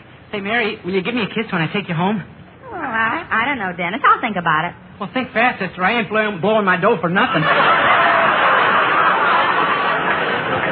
You were blowing that line, though. Dennis.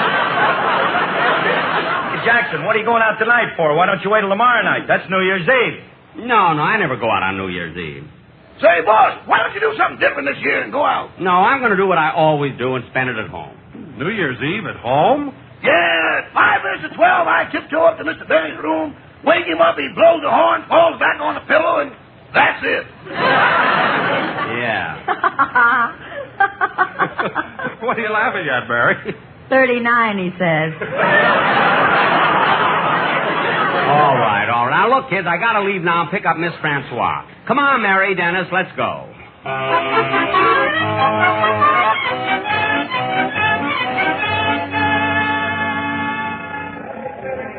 Yeah, I like it here at Charlie Foy's, don't you, Mary? Yeah, but Jack, you'll never get a table. It's too crowded. Yeah, look at those people in that little room. Boy, are they jammed together.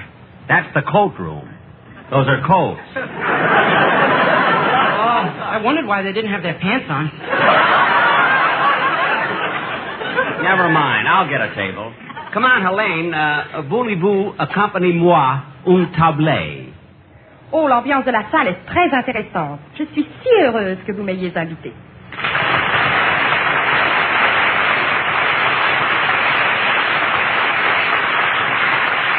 Now, let's see. Where's the head waiter? Oh, garçon. Garçon. How do you do?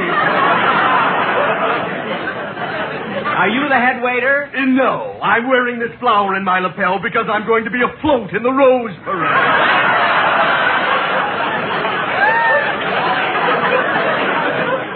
Now, don't be sarcastic. I'd like to get a table for 4. Well, thank heavens you didn't ask for 5. Why? I wouldn't sit with you for $1 million.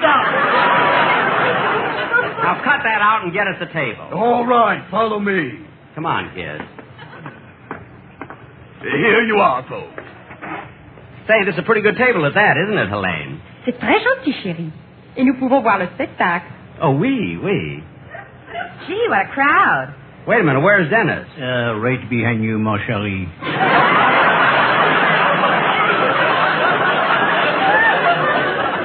Well, sit down and let's order. Say, pardon me, folks, pardon me. Have you seen my wife? No, we haven't seen her. Oh, well, thank you. And a happy New Year. The same to you. Now, let's see.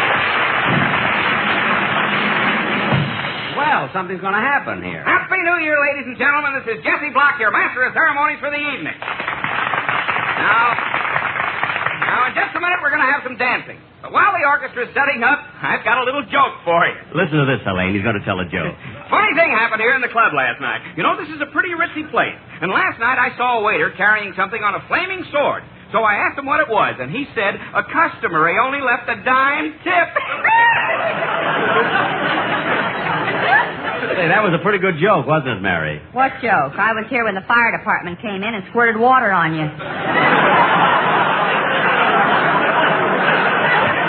Oh, stop. Are you having a good time, Helene? Oh oui, c'est la première fois que je vois un cabaret américain. C'est si différent des cabarets parisiens. Mais il me plaît beaucoup et je vous remercie 1000 fois. Oh, really? What'd she say, Jack? I don't know. Something about how badly she feels that Joe DiMaggio is retiring. What? I don't know.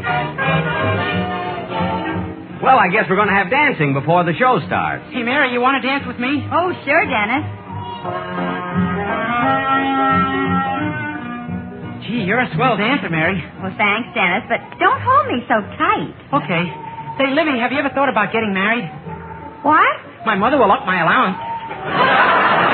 Dennis, stop being silly. If you turn me down, I'll kill myself. Well, give me a little time to think it over. Okay, but not too long. There are a lot of dames nuts about me. I know. Oh, yeah, name one.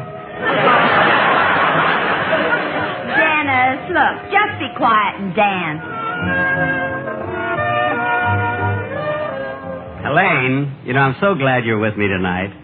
I am glad too, chérie. This is the first time Oh, Elaine, there's a fella coming over the table who seems to know you. Where? Oh, oui. Ah, bonjour, mon cher ami. Hélène, vous ici. Je ne vous avais pas vu depuis que nous étions ensemble sur la Côte d'Azur. Comment allez-vous, ma chère? Merveilleusement. C'est si bon de vous revoir. Il faut prendre un rendez-vous. Je serai ici seulement pour quelques jours, vous savez. Alors, téléphonez-moi. Je vous donnerai mon numéro plus tard. Oui, et entendu. nous nous verrons. Entendu. Au revoir, ma chère. Au revoir. Helene, who was that? Maxi Rosenblum.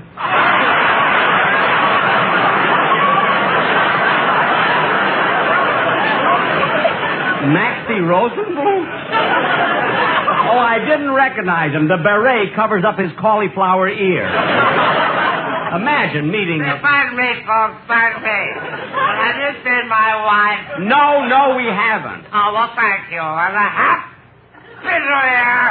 Happy New Year. Oh, Helene, look, there's the quartet getting up. Look, they're going to sing.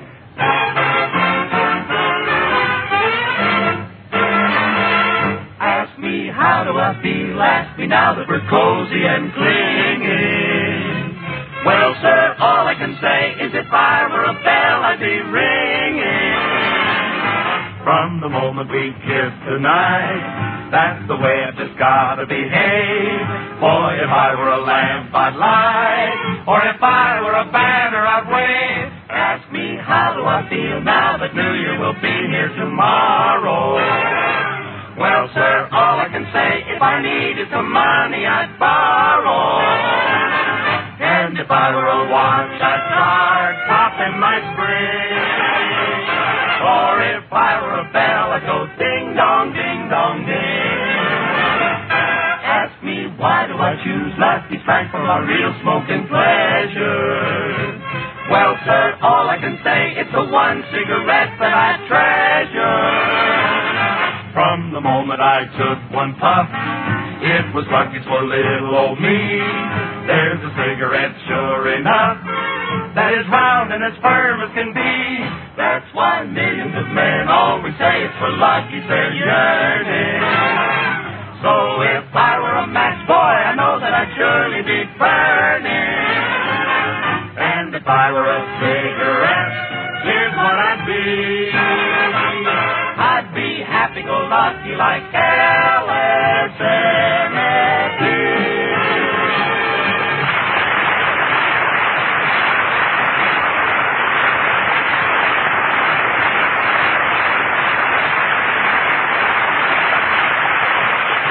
Okay, sit down, kids. We better order something to eat. Oh, waiter.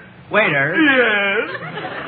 I think I'll have a ham sandwich. Yes, sir. Helene, what do you have?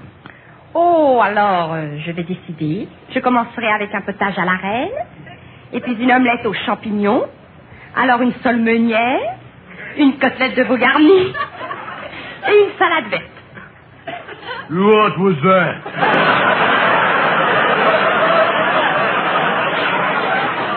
She said she wants mustard on her sandwich. Oh, waiter, change my order. I think I'll have crab Louis. Dennis, tell him what you want. I'll have spaghetti, Louis.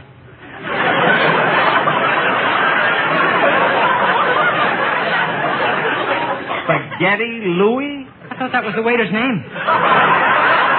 Of course not. It is, too. Louis? You know, spaghetti.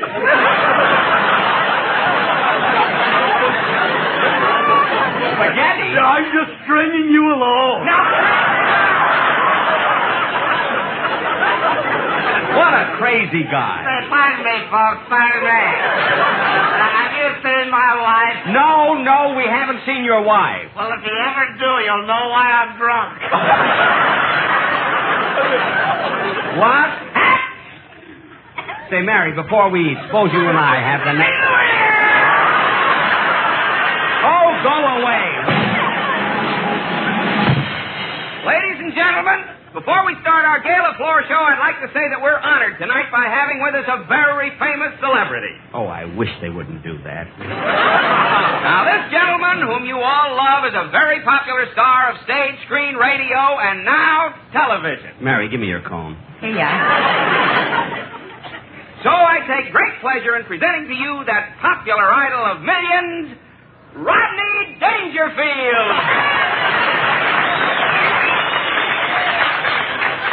Here's your call, Mary.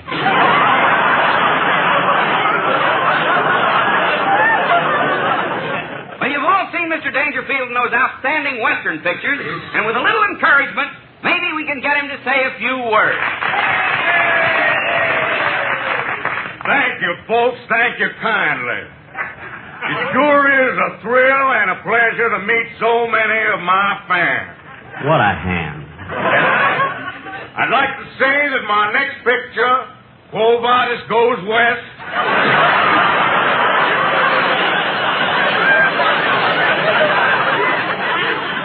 is going to be even better than my last picture, The Cactus Blooms at Midnight. Stole that from me. And now, friends, I'd like to introduce my co-star who's right here at the table with me. Take a bow, Desert Paint. How do you like that? He even brought his horse.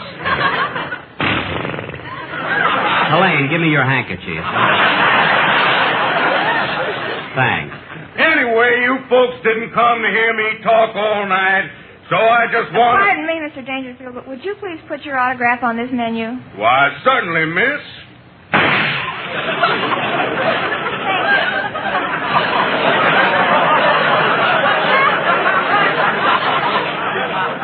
So, folks, I just want to wish you a very happy and prosperous New Year. Imagine introducing a ham like Rodney Dangerfield. Come on, kids, let's get out of here. But, Jack, we ordered food. I don't care what we order. Let him give it to the horse. I'm going home. Come on, Helene. I wouldn't stay here. Ladies and gentlemen, we have another celebrity with us tonight. None other than that very famous star, Jack Benny. Well. Are you going to stay now, Jack? Certainly. What are you mad about? Just sit down, Helene. Ladies and gentlemen, Master of Ceremonies, my worthy colleague, Mr. Dangerfield, and... Why don't you turn your head?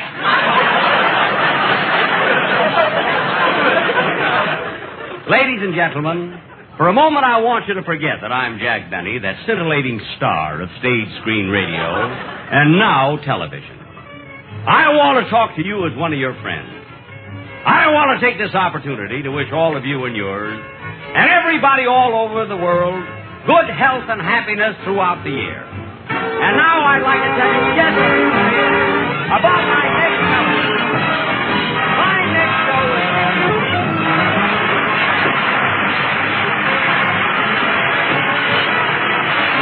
Jack will be back in just a moment, but first... Be happy, go lucky, get better taste today. Lucky's taste better. So mild, so smooth, so firm and fresh, with better taste in every puff. Yes, friends, Lucky's taste better. Because their fine, mild, good-tasting tobacco goes into the cigarette proved the best made of all 5 principal brands. Let me repeat that. Proved the best made of all 5 principal brands. That's not an empty claim. That's a fact, verified by leading laboratory consultants. For example, Foster D. Snell of New York City, who report, In our opinion, the properties measured are all important factors affecting the taste of cigarette smoke. We conclude that Lucky Strike is the best made of the 5 major brands. And don't forget, LSMFT. Lucky Strike means fine tobacco. Fine, mild, good-tasting tobacco. There's no substitute for fine tobacco. And don't let anybody tell you different. So don't be misled by double talk. Remember the facts.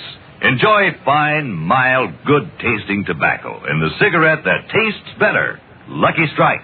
When you buy cigarettes, remember, Lucky's taste better. Be happy, go Lucky Strike today.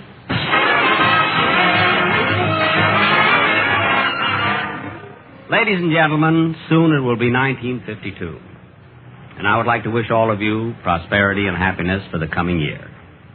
But let us all hold foremost the thought that 1952 will bring better understanding between nations and peace to the world. Happy New Year, folks. Transcribed, this is the CBS Radio Network.